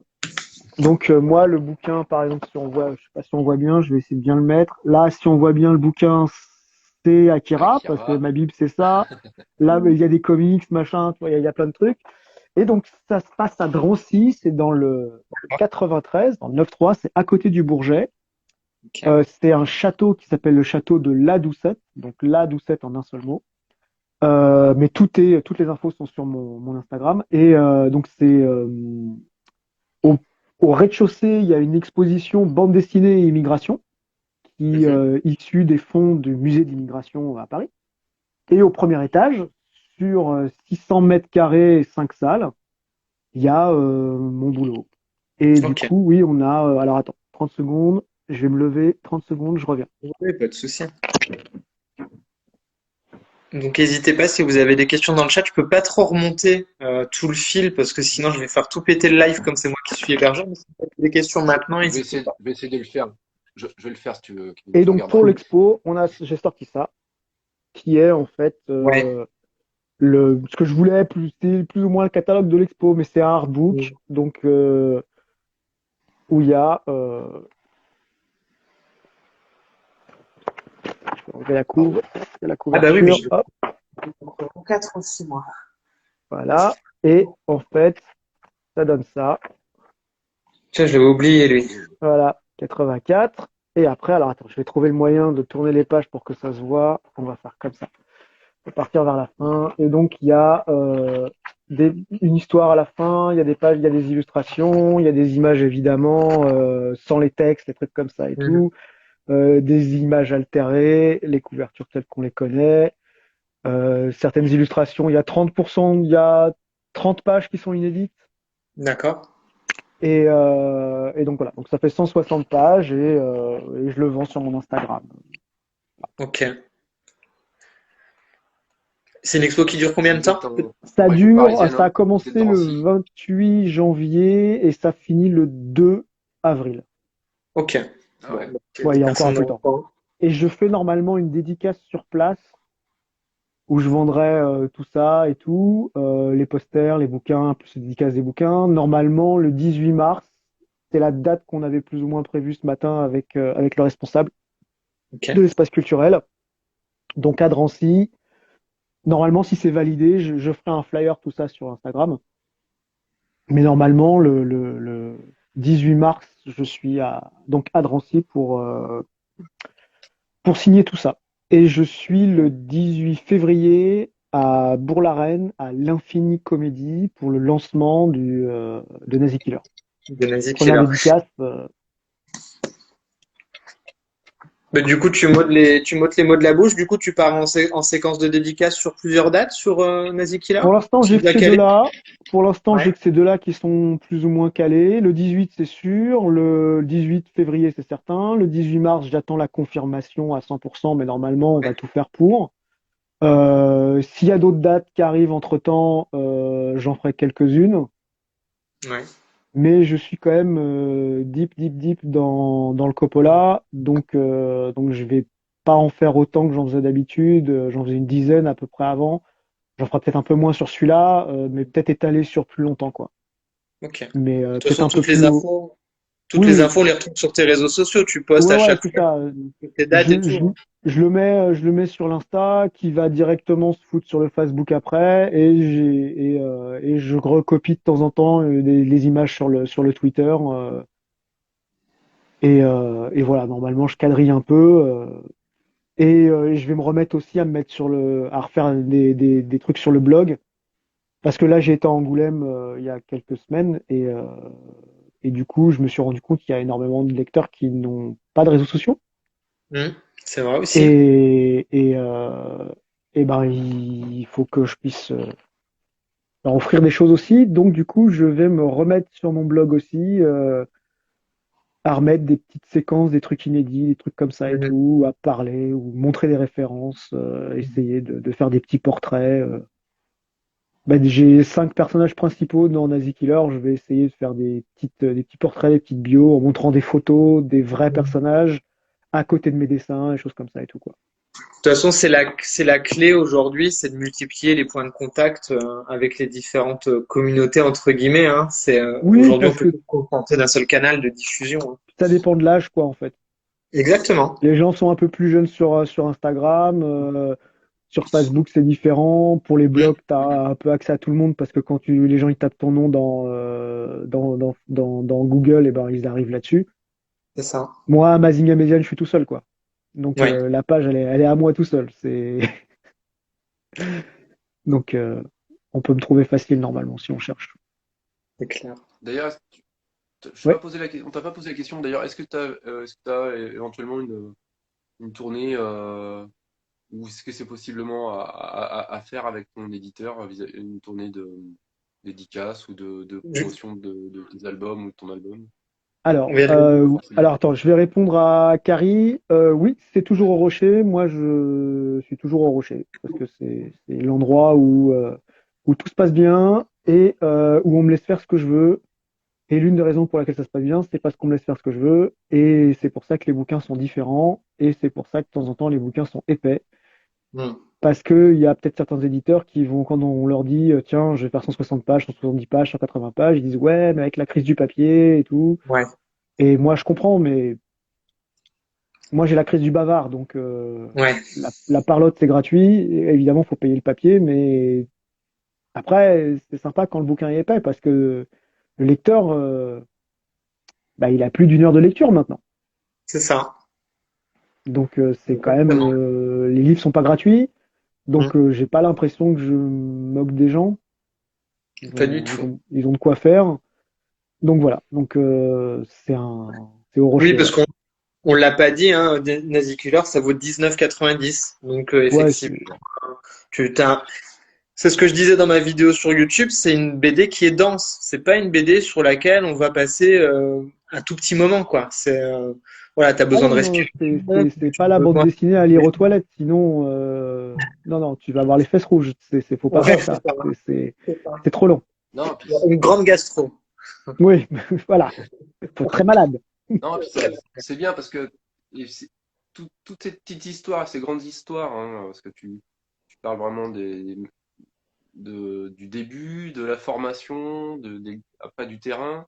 Mhm. Et tout ça, ça implique beaucoup de choses. Et voilà, c'est vraiment, ça donne envie d'aller lire autre chose, de voir d'autres trucs, de creuser, de gratter. Tu vois, moi, je me suis même relu Nick Fury parce que de Garcenis, je me suis relu.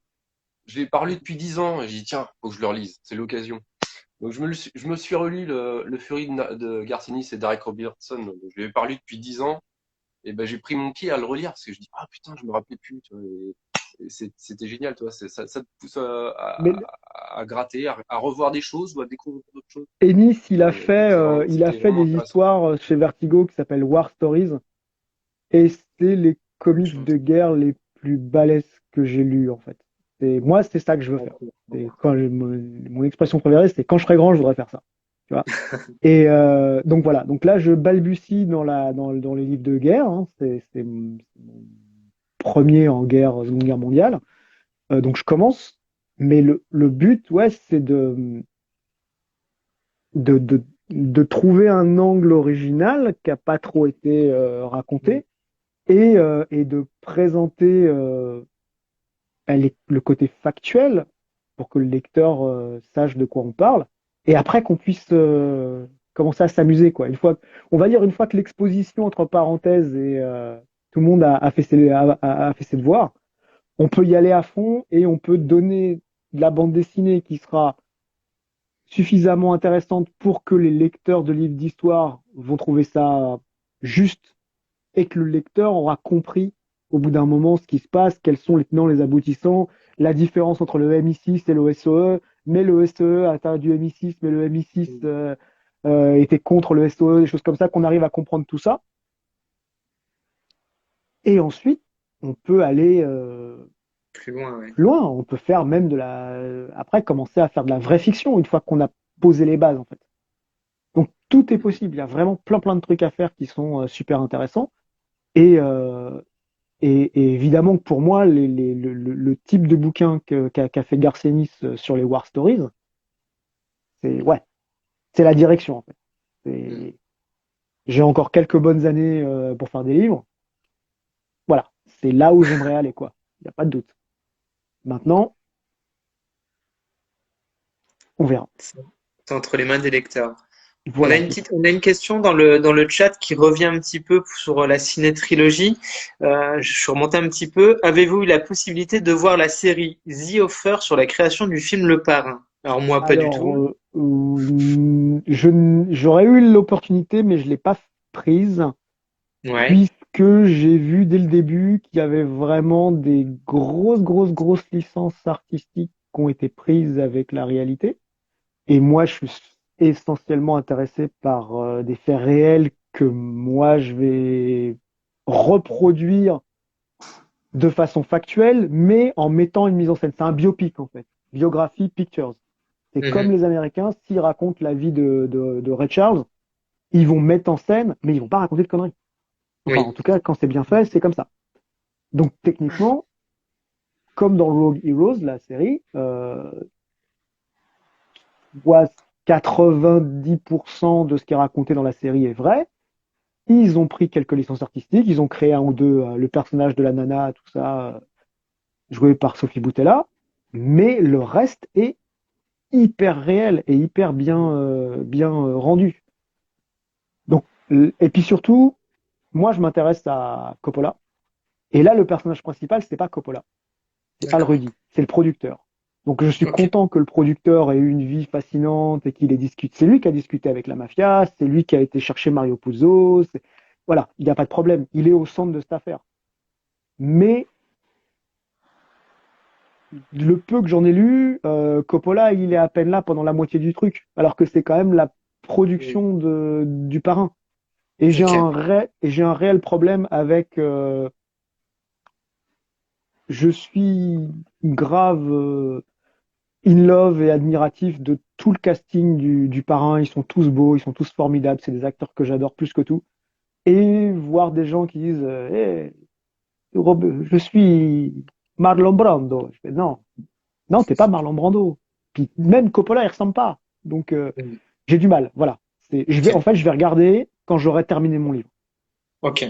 Mais je sais que ça ne va pas m'apprendre quelque chose pour le livre, puisque je ne raconte pas l'histoire de Al Rudy, je raconte l'histoire de Coppola. Et Mm. la version de Al Rudy et la version de Coppola sur ce qui s'est passé sur le film, elle est différente. Puisque moi, ce qui m'intéresse, c'est même la façon dont je vais sûrement finir le livre sur Coppola. C'est que il raconte la vie d'un artiste, en fait. Mm. Il se bat pour essayer de créer quelque chose de fort et qui donne son avis sur si on pensait par exemple que Scorsese aimait pas le cinéma actuel et les films Marvel, c'est qu'on n'a pas Mm. encore écouté ce que disait Coppola, quoi. Ouais. Donc voilà. C'est-à-dire que Scorsese est passionné et poli, Coppola, il n'a plus rien à foutre. Il dit ce Ouais. qu'il pense. Les producteurs ne signent plus ses films. Donc quand il fait son Mégalopolis, il se le paye tout seul avec son vin. C'est ça. Donc, il n'y aura plus rien à foutre de Marvel. Il n'y aura rien à foutre de tout ça. Lui, ça l'intéresse pas. Ouais. Lui, il aime la grande littérature, il aime Kurosawa, il aime tout ça, il aime les films polonais. Il n'a rien à foutre de Ant-Man. Même moi, j'en ai rien à foutre de Ant-Man, c'est pour dire. C'est- Donc voilà, donc ils font ça, et c'est ça qui est intéressant parce que c'est une génération qui a changé des trucs. Ah ouais, Une ça. génération qui a. C'est Coppola avec le parrain, qui a créé le nouvel Hollywood. Mm. Ah oui, oui, tout à fait. Mm. Donc, et Exactement. basiquement, Chimino et Apocalypse Now ont fermé la boucle, en fait. Mm. Oui. Chimino Mino, ouais. a poussé la faillite de United Artists, C'est mais United clair. Artists, c'est aussi eux qui ont sorti Apocalypse Now à l'époque. Mm. Donc du coup, ils ont en quelques années, en quelques mois même, les mecs, Ouais, ils ont bouclé ils la avaient boucle, le truc, quoi. Deer Hunter et Apocalypse Now qui étaient sortis au cinéma. C'était des Ouais, films qui te choquent toute ta vie, super quoi. film. Ah, c'est Donc clair. voilà. Donc c'est un cinéma qui est différent et qui n'existe plus du tout. Plus personne Ouais, qui fait ça. qu'on Et retrouvera plus. qu'on retrouvera peut-être, mais pour l'instant, il va falloir que la folie des films de super-héros se calme un peu pour que les producteurs remettent leur budget sur quelque chose d'ambitieux. Ouais. Moi, je pensais que c'est Babylone, c'est ça? Mm. Le Ouais. film de Chazelle. Mm. Je pensais que ça allait pouvoir être intéressant, mais Je l'ai j'ai pas pas vu encore. vu. Je l'ai pas Non, vu pas et vu. la bande-annonce m'a fatigué malheureusement. Mm. Moi, Je le verrai un jour, mais mais je suis pas sûr que de le finir. Mais voilà. Mais On avait une question ouais. de, on avait une question de Carrie un peu plus haut. Bon, je résume sa question, c'est est-ce que tu as assez de 24 heures dans une journée pour tout faire entre Non, te je dors pas documenter, assez. travailler, euh, Non, je ne dors pas avoir assez. une si bonne culture, tout ça? Enfin, voilà, est-ce que tu as assez de 24 heures dans une journée pour tout ça? Non, non, clairement non. Mais mais comme je disais tout à l'heure, je suis payé à lire des livres, je suis payé à mater des films. Voilà, Ouais, c'est pas faut se mal. plaindre. Mm. Voilà, j'ai quand même trouvé la faille, quoi. Et s'il y avait un glitch dans la Matrix, je l'ai trouvé, quoi. C'est pour moi, en tout cas, ça y est, j'ai trouvé ce que je voulais faire dans la vie. C'est mater des films, lire des livres, apprendre des trucs, dessiner un peu. Bah, beaucoup quand même, hein, quand on est sur un Oui, petit oui. peu, 400 pages, quoi, par-ci, par-là. Mais donc voilà, donc non, non, non, c'est cool, franchement, c'est. Toi, par exemple, je peux pas faire la grève, moi, pour les retraites. C'est pas possible. Parce que j'ai trop bonnes conditions. Donc, j'aurai pas de retraite, mais j'ai trop bonnes conditions de travail. Donc, si je fais la grève, je me fous juste dans la merde. Par contre, je suis avec eux, à fond. Mais Ouais, ça, on est d'accord. Cool. Est-ce qu'il y a d'autres questions? Peut-être avant qu'on se quitte, parce qu'on est déjà à 1h40 de live, hein, mine de rien. je suis trop Bah, ce bavard. qui est bien, c'est que Amazian, il est jamais avare en parole, donc Non, non, il est jamais non. avare, Tu me donc dis quand on coupe et c'est voilà. c'est- c'est Mais impeccable. Ah non, ok, la c'est top. batterie. C'est top. Mais voilà, c'est C'est tout ça en fait. impeccable. Moi, j'ai pas le retour batterie, donc je sais pas. Non, si vous avez des questions, allez-y, c'est le moment. Puis je pense qu'on a déjà bien fait le tour de la question. Et Ouais, puis, 90, ouais. Tant que j'arrive à me souvenir de ce que j'ai lu, je pense que je peux ouais. continuer à bosser. Le dessin sera un peu pourri vers la fin, mais si j'arrive à raconter des trucs, à lire des bouquins et à me souvenir de ce que j'arrive à lire, ouais, je pense que je continue, ouais. Je continue. De toute Bah, c'est tout façon, le mal qu'on te souhaite, hein. oui, C'est oui, tout le mal oui. qu'on te souhaite. Franchement, plus long tu peux faire. Donc du coup voilà, c'était bah, le live avec Amazing Amazing pour Nazi Killers. Donc bah voilà, parlez-en autour de vous. Je pense que Ça, c'est faut en faire la un succès. Saint-Valentin. Si vous avez un cadeau à vous faire offrir à la Saint-Valentin, Ouais, voilà. Ouais. c'est vrai. Bon, on sort Ça. le Nazi lendemain. Killers. On sort le lendemain, malheureusement, pour éviter justement. Ah oui, ça sort le 15. Mais la fête des pères arrive bientôt après, hein. Il faut Ah que ça oui. reste au moins jusqu'à la fête des pères en librairie, hein. Ça. Donc voilà, faut faire un succès Non, pour ce livre-là. On te souhaite tout franchement, je bah, pense le que meilleur. ça peut vraiment ramener du monde, je pense, parce que c'est toi, tu as en plus, tu bosses aussi pour la BD américaine, tu bosses pour, tu fais la BD française. Ben, j'avais Voilà, fait ça se Big retrouve. Black et Voilà. j'ai un projet que j'aimerais faire là-bas. Donc du coup, j'attends de voir ce qui est possible, quoi. Ouais. On essaye tout. Non, non, mais franchement, je pense que toutes les cultures de lecteurs de BD, que ce soit Ouais. américaine ou européenne, franco-belge, peuvent se retrouver dans ton travail et c'est franchement un très bel écrin. C'est des superbes histoires compilées. Voilà, c'est génial. Donc, si vous avez la curiosité, franchement, jetez-vous dessus et on apprend des choses, hein. Franchement, on apprend des choses, donc c'est vraiment intéressant. Donc, C'est ça foncez qui est top. sur ce bouquin. C'est vraiment une vision de l'histoire intéressante où t'es pas sur des trucs plan-plan où tu en rajoutes comme ça. Enfin, moi, je suis un vieux maintenant, mais tu découvres et t'apprends des trucs. Ben non, c'est vrai. Alors 45 ans, je suis un vieux. Mais du coup, t'apprends des choses et tu te dis, mais c'est tellement génial de découvrir ces sujets-là maintenant et tu te dis, mais pourquoi on le savait pas avant?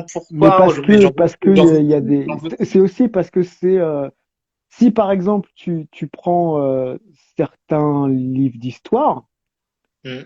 ça pourrait être par exemple un peu plus aride ou ça, par exemple, tu vas raconter un truc à la cour de Louis XIV, tu vas avoir un film en costume, Mm. ça va être très poète poète, l'étiquette de la cour, les courtisans, les perruques, les machins, tous ces trucs-là et tout, ça va faire un genre de film. Mm. Tu fais un truc au moment de Richelieu, t'as les mousquetaires, t'as tout ça et tout à coup, t'as un peu plus, ça bouge un peu plus, ça se fait un peu plus la guerre en fait. Là, t'as des histoires de commando, t'as des histoires de Seconde Guerre mondiale, c'est les 12 salopards. Si tu Ouais. fais un film, c'est Mm. Inglourious Bastard en fait. Non. Mm. Et d'ailleurs, on va peut-être finir sur ça. C'est quand j'ai fait mes recherches, Ouais. évidemment, Inglourious Bastard était Et quand j'ai fait le bouquin sur Tarantino, je me suis dit, il faut absolument maintenant que je passe à ministrer au SOE parce que c'est exactement le genre de truc que je veux faire. Mais je voulais chercher si je pouvais trouver quelque chose qui était le plus proche possible de Inglourious Bastard. En me disant, Tarantino, il a bien un truc qui doit être quelque part planqué, qui doit avoir un lien avec tout ça. Et j'ai trouvé. Ah ouais? J'ai trouvé en fait des juifs allemands qui sont sauvés d'Allemagne nazie, qui ont traversé la France, machin et tout, qui étaient à Marseille, qui sont montés à plusieurs centaines sur un bateau. Au début, il devait être 200 sur le bateau, et quand le bateau est parti, c'était 800. Ils ont fait un voyage de plusieurs jours, voire quelques semaines pour aller jusqu'en Palestine, qui était à l'époque contrôlé, contrôlé par les Anglais. Et ils étaient ils devaient accoster, normalement, ils voulaient accoster, et les autorités britanniques ont dit non, votre bateau n'est pas autorisé à accoster. Donc Maurice Stephen Brunner, mon formidable Stephen, bah, ce qu'il a fait avec ses copains, c'est qu'il a dit au capitaine du bateau, bon, on va le prendre. Hein. Donc ils ont pris le bateau, ils ont fait une mutinerie, ils ont écrasé le bateau sur la plage de Tel Aviv, parce que voilà, hein, quand t'as fui les nazis, t'es plus à ça près.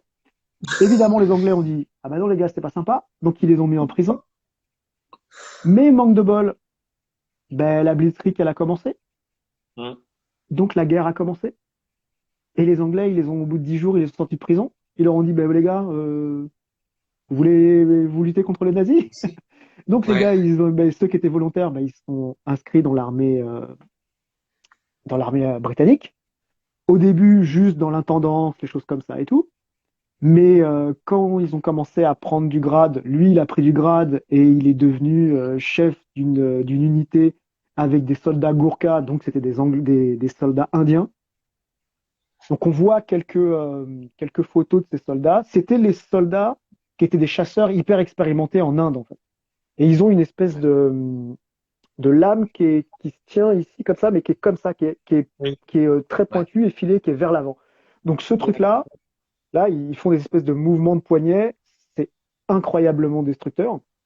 C'est des soldats qui étaient d'un courage rare. Et donc, Tiefenbrunner a gagné ses galons en dirigeant ces mecs-là en Afrique du Nord. Les Allemands, Rommel a réussi à pousser tous les Anglais. Les mecs Mm. se sont entraînés en commando. Ils sont retournés en Angleterre. Ils sont entraînés avec les commandos. Ils sont revenus en Afrique du Nord. Et il y a un soldat américain, enfin anglais, le Captain Buck, qui s'est échappé d'une prison allemande et il s'est déguisé en nazi. Il a traversé toutes les lignes nazies pendant 3 semaines dans le désert en Libye pour retourner jusqu'à son camp de base en Égypte. Et dès qu'il est arrivé, il a dit à son supérieur, il a dit j'ai une idée. Il faut qu'on crée une section où on va récupérer des Allemands, des Mm. Juifs allemands qui parlent allemand, qui veulent se déguiser en allemand pour infiltrer les prisons de prisonniers allemands qu'on a réussi à choper, pour qu'ils nous racontent comment ça se passe, pour qu'on ait une idée de comment infiltrer les bases de fuel de Rommel pour pouvoir détruire tout ça. Ce truc s'appelle le Special, Special Interrogation Group, SIG, et c'est les Inglourious Basterds en vrai. Ok. Et c'est Incroyable. exceptionnel, Incroyable. et l'historien David Damien Lewis a écrit un bouquin entier là-dessus. Et moi, j'en parle Incroyable. un tout petit peu, et Oui. Maurice Stephen Brunner, Époque. et c'est pour ça que c'est mon narrateur Mm. dans la partie 4 et 5, Ok. c'est que s'il y a la suite, eh ben, je raconte tout ça en live, en fait. Enfin, Ah, ok. et là, je raconte même pas la mission, tout ça et tout, je raconte juste comment ça Ouais. commence, quoi. Et Excellent. voilà, donc j'étais halluciné de voir qu'il y avait des juifs allemands qui sont récupérés de Palestine et eux, quand ils étaient avant d'intégrer le SIG, ils étaient dans un groupe qui s'appelait les Lions de Juda, D'accord. Ah ouais. qui est un peu connu. Il y a eu des bouquins sur eux, tout ça et tout. Donc Ok. voilà. Donc quand le SIG a été, qu'on appelle ça, dissous, Stephen Brunner, en fait, il a continué avec les SAS. C'est complètement dingue. Voilà. Bon, Donc on est j'espère voilà. vraiment que ça va marcher, que tu puisses nous raconter tout ça parce que bah, c'est passionnant, quoi. Voilà, parce que là, si je veux faire des histoires à la Garth Ennis, là, j'ai, Peut-être quoi. T'as J'ai de la tout ce qu'il faut matière. là. J'ai tout ce qu'il faut. Faut faire. C'est c'est du lourd. Donc voilà. Donc j'espère que ça se passe bien et que les gens apprécient celui-là. Et, euh, et sinon, je trouverai quand même un moyen de les raconter. Ouais, c'est tout le mal qu'on te souhaite que ça fonctionne et puis qu'on nous souhaite à nous aussi en tant que lecteurs, hein. C'est agréable d'avoir des choses différentes à lire et puis qui sont intelligentes et on sent vraiment ce travail de recherche que tu fais et le partage que tu en fais avec nous, quoi. Par C'est exemple, ce vraiment, que tu montes là sur la quatrième de coupe, c'est une affiche de film des années 40 elle est belle, hein. qui s'appelle Nazi Hunt et que j'ai entièrement Ouais. détourné, mais qui ressemble vraiment à ça. Et je m'étais dit que c'était Ouais, rigolo. t'aimes bien ça, ouais. Ouais, ouais. Ouais. Donc c'est vraiment T'aimes bien l'ambiance avec reprendre les. Ouais, ouais. typographique et tout qui ressemble vraiment. Je voulais un truc typique des années 40 en fait. Mais en même Ouais. temps, je raconte en bas C'est quels comme cette sont. page-là. Là. Ça me fait Ouais, ça penser c'est au. bien ça. Je me suis bien Ouais, marré ça à me faire fait ça. penser aux journaux durant la guerre qui te projetaient dans les cinémas ou alors Ouais, ouais, il y avait plein de les trucs vieux films. où il y a Ouais, le générique des Incorruptibles de De Palma, Ouais. ouais. où il y a l'ombre et Mm. tout, super rase sur. Et il y a aussi un super dessinateur qui m'a un peu inspiré là-dessus, c'est Dave Johnson. Ah oui. Il fait tout un tas de couvertures pour les Américains, et il avait Mm. fait les couvertures d'une série qui s'appelait Alpha, et Très bien. si je me trompe pas. Et c'était très monochromie, machin, tout ça et tout. Et je me suis inspiré de ça, et me suis inspiré aussi de sa référence à lui. Donc voilà, j'ai essayé de mixer le côté moderne qu'il avait apporté et en même temps d'aller vraiment chercher le truc qui lui l'a inspiré pour faire ce style-là. Et Ouais. de faire un truc à ma sauce en Mm. rajoutant mes couleurs orangées que j'aime bien, chaudes, tout ça et tout, Ouais. monochromatiques. Ouais, dis donc, Johnson. Donc voilà. Incroyable. Incroyable ce travail. Alors, vers des pistes pour faire aussi nos propres recherches et enrichir. Oui, oui, c'est ça. J'essaye de vulgariser, Ouais, quoi, c'est tout à fait ça. Ouais. Ouais, ouais. de dire. En attendant la suite, en attendant le prochain, il y a certains livres, ils sont en français dans la liste. Hein. Ouais. Il y a des livres sur les commandos, les trucs comme ça et tout. Mm. Il y a beaucoup de trucs qui sont. Il y a quelques livres français quand même dans la pile. Mais Et ça, c'est un de tes Oui. fils rouges aussi. C'est un fil rouge de tes bouquins. C'est une fois qu'on a refermé un de tes livres, on a envie d'aller lire d'autres livres pour se renseigner sur le mais sujet. Tu vois, c'est le but c'est normalement. comme hein. C'est vraiment dingue, hein. Tu Moi, lis ça, t'as envie d'en découvrir de plus. mais parce Enfin, qu'on, nous, on lit des bouquins, on mate des films, on se mate énormément de documents. Ah ben justement, sur YouTube, il y a ouais, des documentaires sur tous les personnages dont je parle en fait dans le bouquin. ok. Donc, je sais si on arrive un peu à lire l'anglais, si on arrive à foutre des sous-titres, des trucs comme ça et tout. Mhm. Il y a énormément d'histoires qui sont racontées, sommairement en tout cas, des documentaires de 20 minutes, des trucs comme ça et tout, faits par les Anglais, et, et ça peut donner une idée, survoler un petit peu un sujet. Il y a aussi une chaîne YouTube française dont je me souviens plus du tout, qui a fait beaucoup de petits docs sur de petites émissions là D'accord. sur la Seconde Guerre mondiale. Donc malheureusement, je me rappelle pas du tout du titre, mais il y en a sur énormément des personnages qui sont dans le bouquin. Donc je vous invite à regarder, Ouais, de chercher un peu en tapant des mots-clés, des trucs comme ça et tout, et en regardant les chaînes qui sont françaises. ouais. Et ces deux gars qui sont assez jeunes, je crois qu'ils ont la trentaine, un truc comme ça et tout. Et ils ont franchement fait un paquet, et il y a des trucs qui sont super cool. Euh, Ouais, je vais aller jeter un œil. Ouais, ouais, il y a de quoi. Il y a de quoi s'occuper Ça, un peu, on va dire. Voilà. vraiment, c'est un gros fil conducteur sur tes bouquins. Si vous ouvrez un livre de Amazing Amazian, sachez que vous allez vouloir lire des tonnes de trucs autour. Le Tarantino, c'est le bordel, t'as envie de revoir tous les films. Ça, tu lis ça, t'as envie de lire des tonnes de trucs sur les os humains, entre guillemets, hein. Bien Si sûr. je Quick Show, des trucs comme ça, parce que c'est assez ouf. Enfin voilà, c'est aussi voilà. Quand vous fermez ce livre-là, bah, vous avez envie d'aller ouvrir plein de livres. Et j'ai envie de dire, c'est un peu ta marque de fabrique. Une belle conclusion, ça en plus. Oui, tout à fait. Talent marketing à 23 heures. Bah écoute, un Messieurs, grand c'était super. merci. Merci à J'espère qu'on toi. va se revoir pour la sortie de ton prochain livre, encore une fois, hein. Tout à fait, pas J'espère de problème. Tu qu'on sais me pourra, joindre, il n'y a absolument pas de problème. avec grand Et plaisir. bah, je le finis dans quelques mois, donc à ce Cool. moment-là, pour qu'il soit bien en avance, bien préparé, et qu'on ait le temps de faire ça tranquillement. Super. Bon, en tout cas, j'espère que tu auras beaucoup de succès avec ce titre-là. Il le mérite et tu le mérites et on a envie de lire la suite. Je pense que JC aussi, passionné d'histoire, aimerait beaucoup découvrir voilà, les prochaines aventures, enfin aventures entre guillemets, mais les péripéties incroyables de ces vrais gens en fait, hein. Parce que voilà, pas d'autre mot. Ouais. Merci à vous, merci Passez beaucoup. le 15 dans toutes vos crèmeries. Tout à Foncez. fait. Voilà. Tout à fait. Et 19,90, franchement, c'est pas Ouais. cher, hein. Non, ça va. Pas cher du tout, hein, ça va. Bonne soirée à vous tous. Merci d'avoir suivi ce live. Merci, Ce Aimé. sera disponible en replay sur le compte Insta ici et je vais le mettre sur YouTube, j'y sais si ça te va. Impeccable. Allez, top, on fait comme On ça. partagera ça.